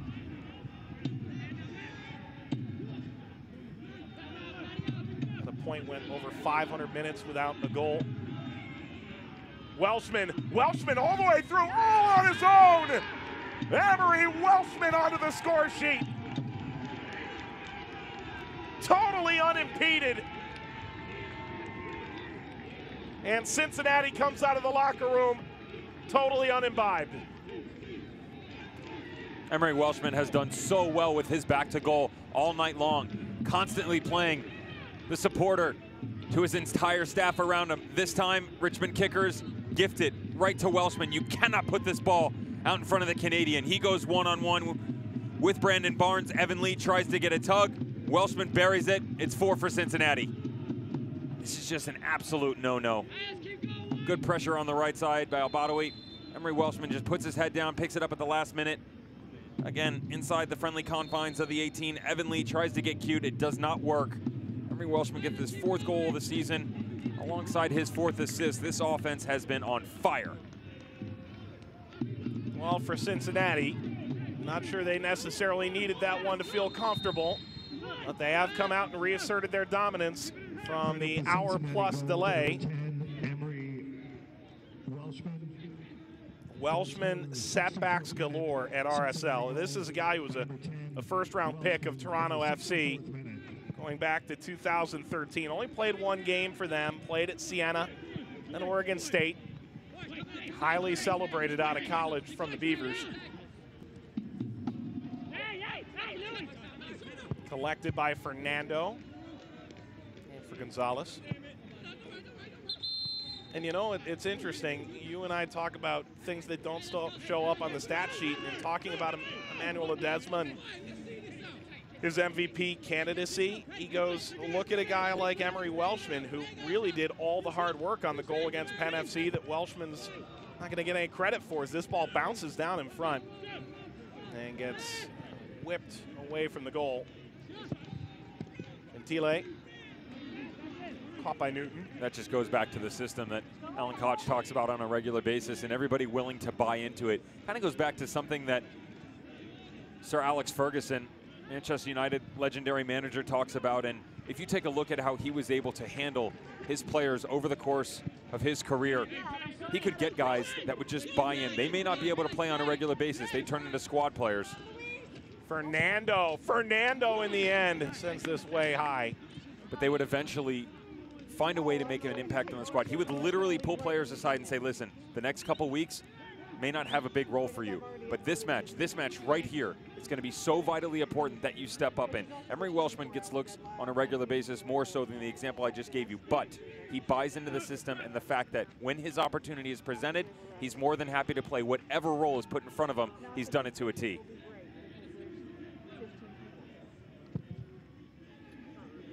Driven away by Newton.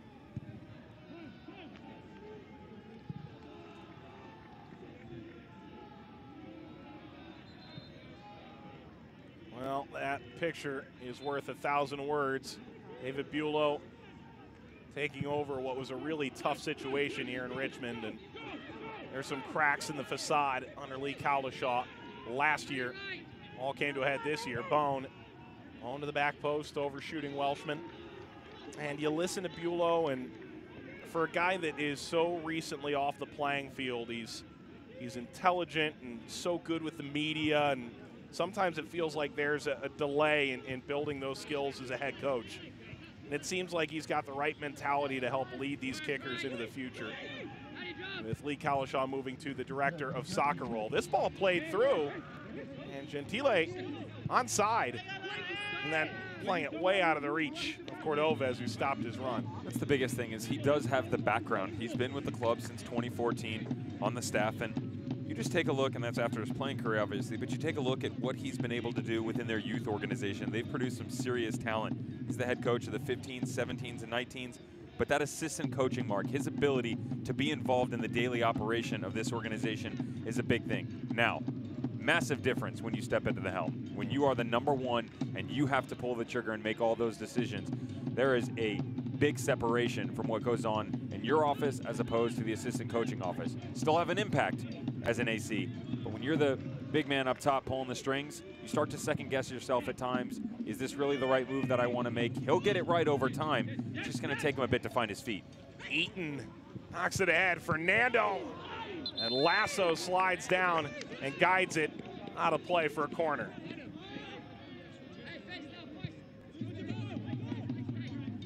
something that's good to see as a manager. It's very easy for a squad to put their head down when you've been overtaken in a match down 4-1. But pride, it's all about pride. This ball headed straight back out. Remember that badge on your shirt really means the world to you, and your opportunity to represent your organization each and every time you step onto the pitch. These guys take pride in that. Ball out in front, and popped up and over by Gentile. His frustration runneth over. 26 years of Richmond Kickers soccer, the oldest continuously running soccer team in the United States, had made the playoffs 14 years in a row, and then last year just seemed to fall apart a bit. It just became more and more competitive, the Eastern Conference. I mean, you add Cincinnati to the mix. This year it's Nashville. Last year Tampa Bay.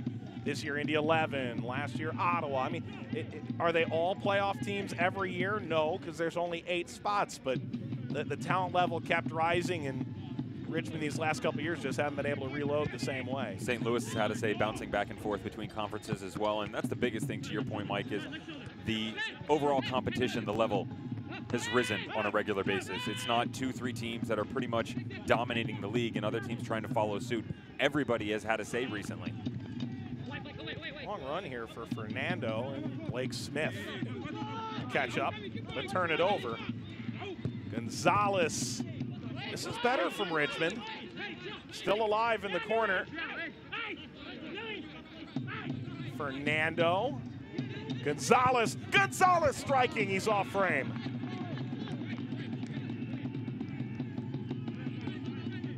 Gonzalez asking for a deflection here. He may have a case. Quite a few players felt like this took a turn for the better and it crossed the end line. Just drifting back to the top of the box. This does catch a deflection. This should be pointed to the corner flag. That's better stuff from the Kickers. Good to see some confidence building. Even though that gap has been widened by FC Cincinnati, still 20 minutes to play. They'd like to have a say about it.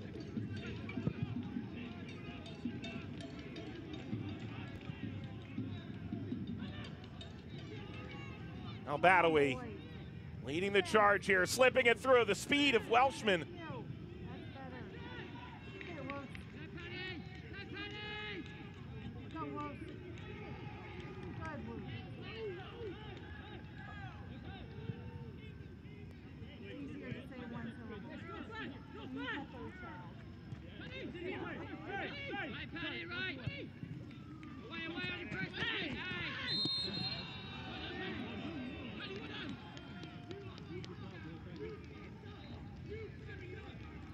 Barrett taking that contact. Patty Barrett joining the club over the offseason, uncompromising. His first team in the United States.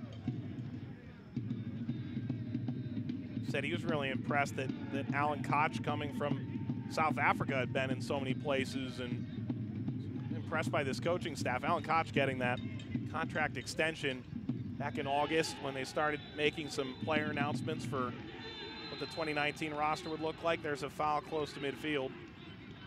Lachey is down. Change coming for Richmond. Cincinnati has a player waiting to come on. That's Jimmy McLaughlin, who got roasted by Forrest Lasso for his dance moves in a recent, yeah. Poor Jimmy. I'm not saying I disagree with Forrest, by the way, but poor Jimmy. Caution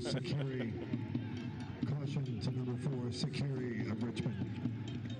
Securi picks up a yellow card here. Kicker substitution coming on, number 28, Greg Bain. Greg Bain coming on. Raul Gonzalez. Unfortunately for Securi, this is a continuation of his play since he stepped onto the pitch. Just leaving that trailing foot out a bit for Lachey to run over. That's a no-no. Once or twice maybe, but he's been warned a few times by our referee.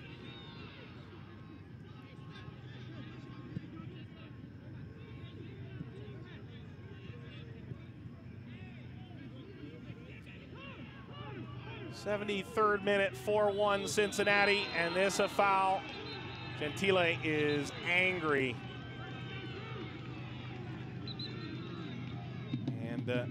that's not a player you want to see down holding his ankle, holding his foot. Manu Ledesma. Don't be surprised if Alan Koch goes to the bench. There's no reason for him to have Manu in any further. Pull him off. If you're bringing in Jimmy McLaughlin, that's a pretty one-for-one, like-for-like move. Expect it, absolutely. This is an interesting place for them right now, because how does Alan Koch deal with these last couple of games? There's nothing left to play for except for records that may or may not stand the test of time. I mean, really, you want to win USL Cup, and if you lose a player at the end or lose your form, it's a delicate balancing act. It's drastically going to hinder your chances, but also remember, you don't want to stumble into the playoffs going, okay, we're out of form. What can we do here to find something to get us some momentum going in? Real Monarchs last year, they hit a lull right around August, September. Now, they regained their form a bit, and I say a bit because it was only 2 or 3 games before Sacramento Republic decided to spoil the party. And that 8 seed against the #1 in the first round upset in the Western Conference. So we've seen it happen before, and you and I have always joked about the #1 seed in the Western Conference, how that's probably the last place you want to be over the past few years. Yeah, it has been the kryptonite. But as a head coach, you want to protect your players, most importantly. However, you do not, I repeat, do not want to tiptoe into the playoffs, because no matter who's on the other end of that first round matchup, they are going to be gunning for you based upon everything that you've done in the 2018 regular season. You have got a target on your back. One of the originals comes on. Manu Ledesma has put his team in position to take the USL regular season championship tonight with an Olympico and a phenomenal goal in the run of play. All in the span of 40 minutes, the Olympico from the near side corner. 40th minute, the wonder strike. 44th minute, why not? Manu Ledesma continues to wow us in every way, shape, and form.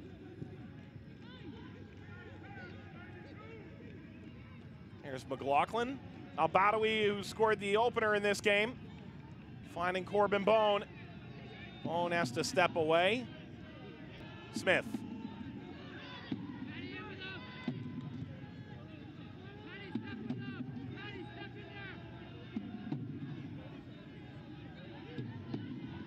And there is an element of, you get to see some of these original guys, Walker, Bone, McLaughlin, guys day one with this organization. Get the experience of walking off this field champions as it stands. It's got to feel so sweet to a club that came in with the very highest possible ambition. Ooh, Gentile has picked up a knock there. And the attack is on there from the right-hand wing. Sets it up for Lache. Glides by Al-Badawi, and I think people are wondering why Cincinnati is continuing here in the situation. Gentile is back on his feet. McLaughlin gets knocked down.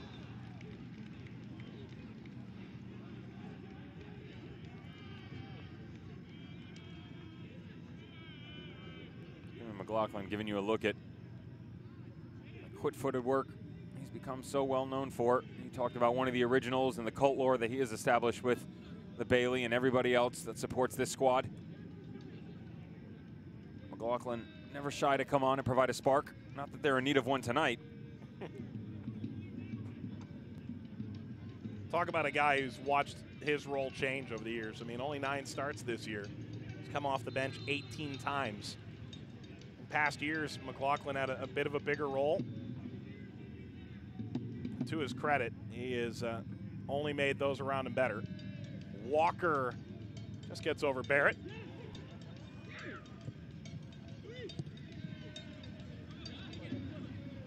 Cordovez, who leveled this affair the opening half an hour. Welshman, great turn. Welshman trying to cut back, and Lee breaks it up.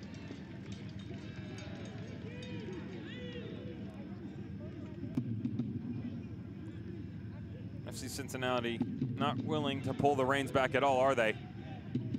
Still searching. You have to admire the perseverance, even though they're sitting on a 3-goal cushion. Connor Shanowski has other ideas as he has a few words with our head referee. Not happy with some of the extracurriculars going on in the final third.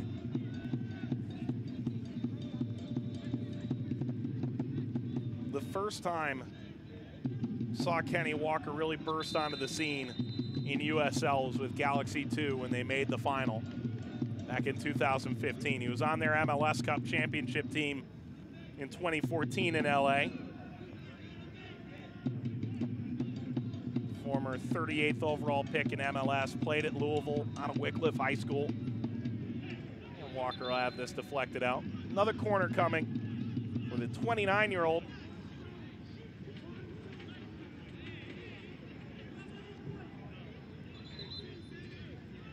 He's definitely made himself more well-known in the middle of the park for this FC Cincinnati squad, admiring that holding midfielder role. Who can forget the wonder goal he scored earlier this year? Half field, side volley. Left thinking about it Ottawa. now. Wow. Walker, that is caught, packing in by Barnes.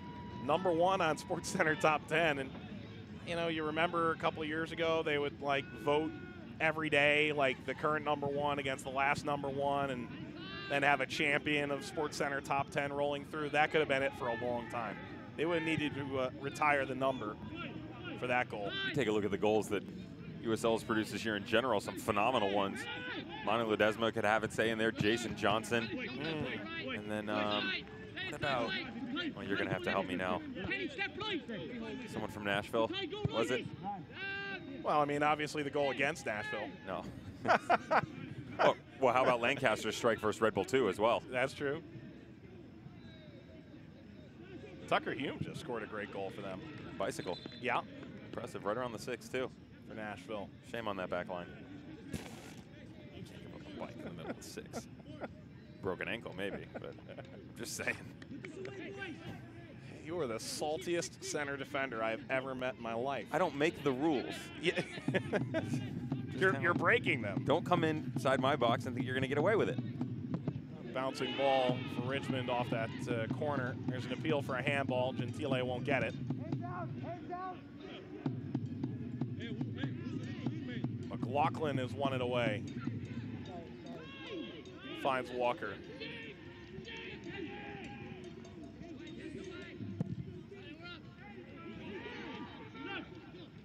And then there's the game within the game tonight.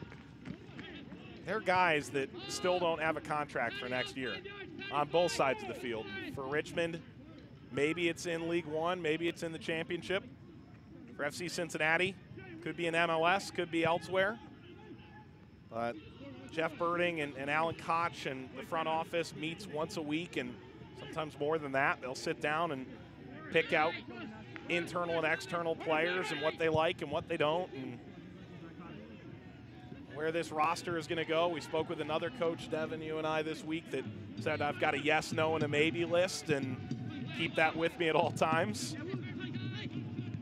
To be a fly on the wall in the FC Cincinnati room, huh? It's like Hard Knocks. Oh. Cordovez. Ball deflects through. Chance now. Gentile. Boy, if that didn't encapsulate the night for Richmond, I don't know what does. Off the post and out. This is going to help and hinder him because of the grass. This long touch gains a bit of steam as it starts to end towards the end line. Unfortunately, Gentile cannot catch up to it. Just as he had a good look. Had Evan Newton beat.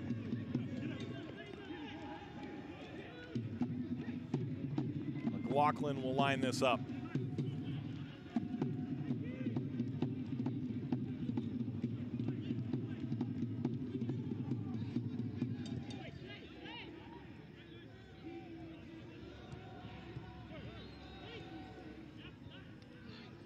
Smith gets knocked off the ball. He'll come back. Foul against Fernando.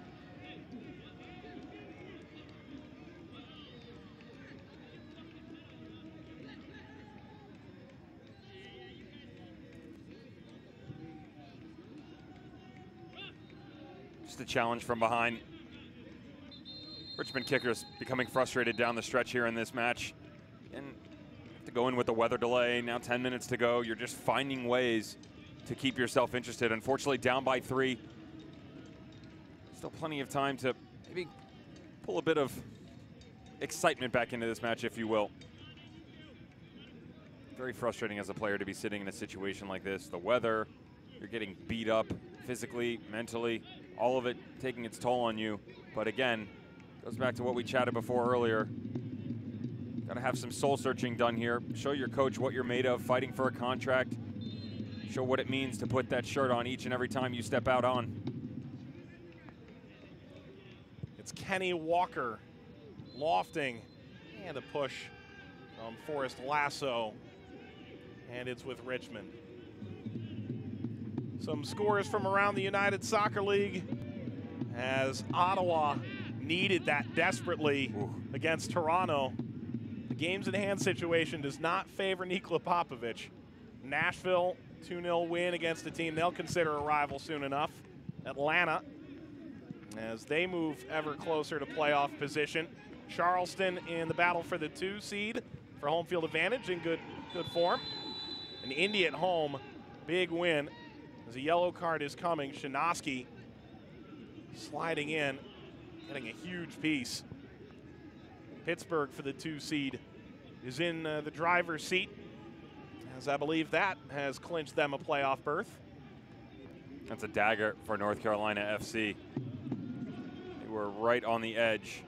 A win would have made them much more relevant. Unfortunately, Ottawa going to try and distance themselves here. Nashville, Gary Smith, that is a big one for them. Mike Jeffrey, Charlotte Independence, they've got a tough test this weekend. They got to take on the Riverhounds if you have any. I mean, 538 says there isn't much at all, and I'm not sure. We haven't seen how other results affected. Another look at the foul.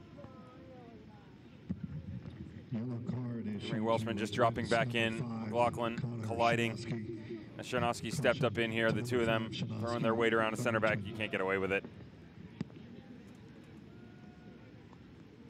Chance coming for Kenny Walker. He's got a little pep in his step. He's not going to try and hit this. Yes, he is. Oh. Walker popping it up. Barrett back across the face of goal. Bounds out, and Owusu Sakiri clear this out for a corner. He stepped away from this like he wanted to have a go. I mean, with the weather, why not?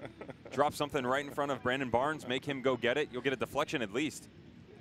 Though that may be adding insult to injury at this point in time for the Richmond Kickers. Coming on, number 11, Danny Koenig. Danny Koenig comes on.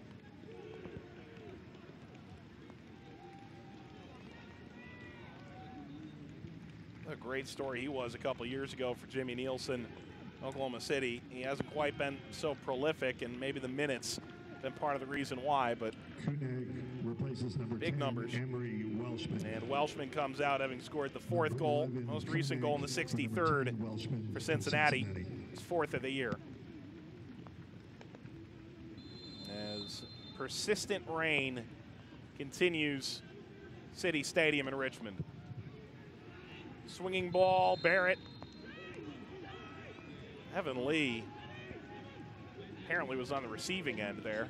You bring up Danny Koenig. They actually did a piece this past weekend in their matchup, last home game, versus Sacramento Republic, where they did their all-time 11 since 2015. OKC. Cody Lorendi in goal. You had Alex Dixon. Well, first of all, they had him in a 3-4-3, which Right. they don't play. At all. Cyprian Hedrick was in there at center Hedrick was back. in there. Yeah. Koenig was up top. That's some pretty talented players. Has to be. And Jimmy Nielsen's going to Hartford like, I wonder what Koenig's doing next year. Attack is on here late for Richmond. Owusu Sakiri will turn on this and keep it alive, lifting it up off a lasso. Kept up still. Fernando trying to bring this down, and he sends it up and over. Well, that got a bit hairy.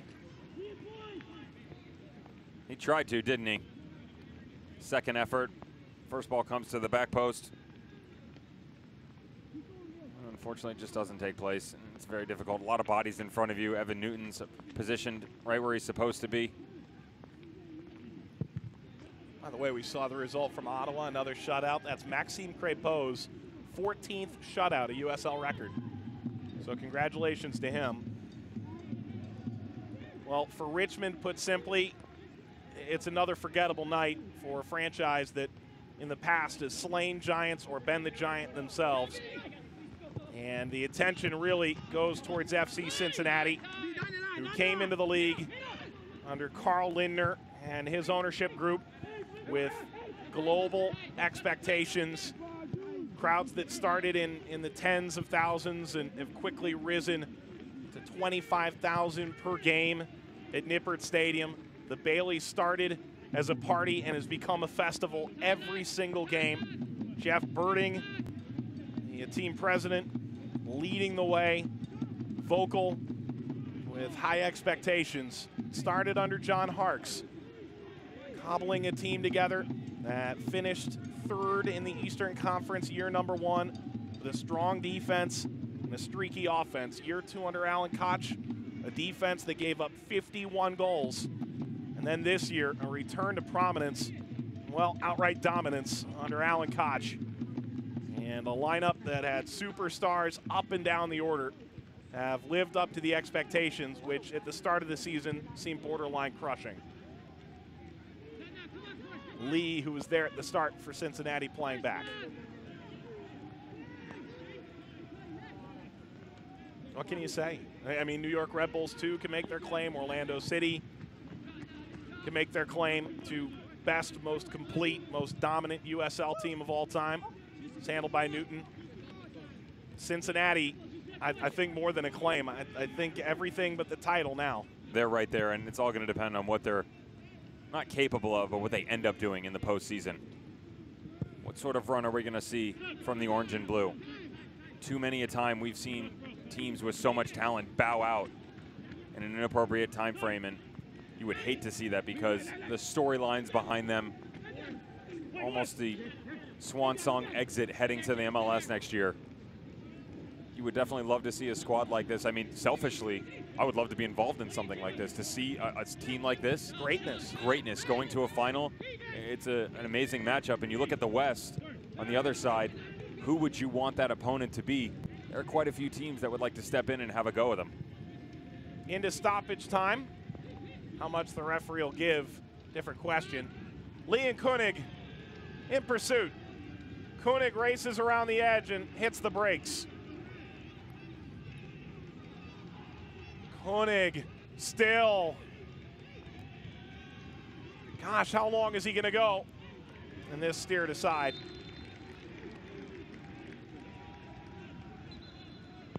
Two-minute stoppage time, 90 seconds. The FC Cincinnati's first trophy in franchise history. Stoppage time has been added on. 2 minutes of stoppage time 80 seconds from a 9th consecutive win. Number 12. A USL record tied with the Real Monarchs of a year ago. 70 seconds away now from 20 unbeaten, 2 away from Richmond's record standing from 2013. Bone checks out. And there are a lot of folks in Cincinnati right now that have been waiting a long time for this.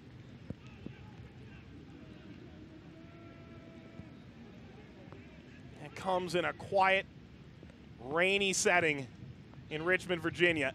Header snapped up and over from Barrett. There's an immense irony to that a lightning delay kept this clinching moment from occurring just a little bit longer.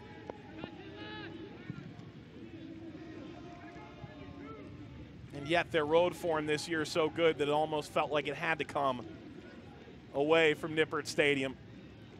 This is where they really improved over the offseason. They've always made Nippert Stadium special.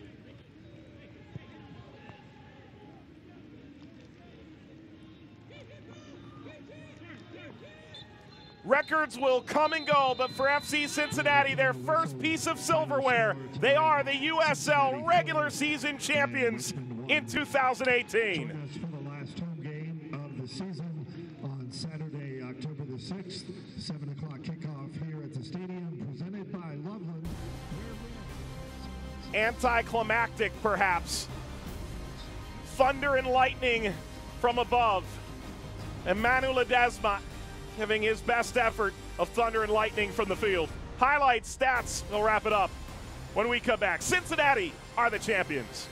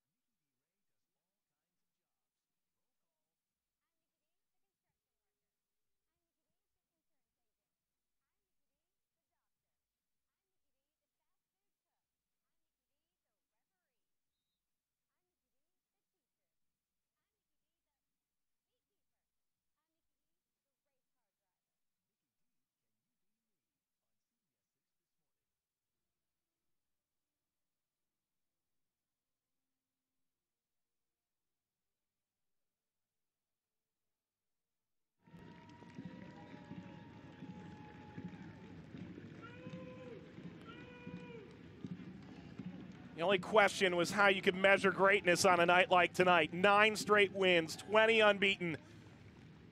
Most wins in a USL season, most points in a USL season. FC Cincinnati, kings of USL, now and in past.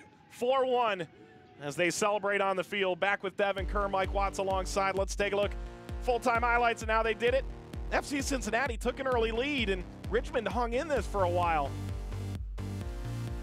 There's quality from the visiting squad. They allowed them to be a nice little sparring partner, but again, unfortunately, Connor Shinosky gifted something to Al-Badawi right at the top of the box. Only took him 1 touch to find the back of the net and beat Brandon Barnes. They would do that in the 16th minute. Started to feel something to go awry, that maybe the visitors were going to go away with this, and that was not the case whatsoever. The Richmond Kickers had something to say about it. Right in the middle of the park, it's a great ball. The back line from FC Cincinnati has to do better. No ifs, ands, or buts. Patty Barrett gets caught ball watching, has a few words with the assistant lineman. You got to keep playing, buddy. Cordovez makes matters of it, finds the far post, gets it to 1-1. 32nd minute, level terms as Richmond trying to pull off what will be the upset of the USL season. But Manu Ledesma does it all himself on the corner, the go-ahead goal in the 40th. Olympico, why not? We've seen everything else. Absolutely fantastic. And you have to say that it's not the best goalkeeping, not the best marking. But Ledesma says, yeah, how's this for it, Devin? Wow, what a strike. 44th minute, puts it on that left foot of his. He did it versus the Kickers earlier this season in the 4-0 win. He does it again in the 4-1 tonight. Manu Ledesma just continuing to fire on all cylinders. The last one was an absolutely horrific mistake by the Richmond Kickers. Too many opportunities for FC Cincinnati. This time to Welshman, pick your poison. You can go with the 7, the 11, your 10, your 9. All of them would finish tonight. Emery Welshman gets the 4th in the 63rd minute. Good stuff from the Canadian. And they are celebrating tonight as FC Cincinnati using the dominance of Emery Welshman in the end to seal the deal. And here's what it is now. Regular season champions, 9-game winning streak, tying a USL record, 20 games undefeated. Devin, what more can you say about FC Cincinnati that hasn't been said? I'll let you know in 3 games. Yeah. 3 games you go unbeaten. 3 games you set the record. Home Indy, at Highmark, Bob Lilly, Pittsburgh Riverhounds. And then you got to take on Gary Smith, First Tennessee Park, Nashville SC. 3 very difficult teams to see if you can put yourself in the history books. And Devin, let's be honest, this is the favorite. No question about it. They've done it all this year. Better than the sum of its parts, as incredible as it sounds. Manu Ledesma, Al-Badawi, Welshman, the goal scorers, as Cincinnati, 25,000 strong at Nippert Stadium. Every game saw something special all year. For Sharni Yerke, Gage Tillotson, Jonathan Tellicher, our team in Richmond, Mike Watts and Devin Kerr saying goodnight. Cincinnati, regular season champions. This copyrighted telecast of the United Soccer League may not be retransmitted, rebroadcast, or reproduced without the express written consent of the United Soccer League.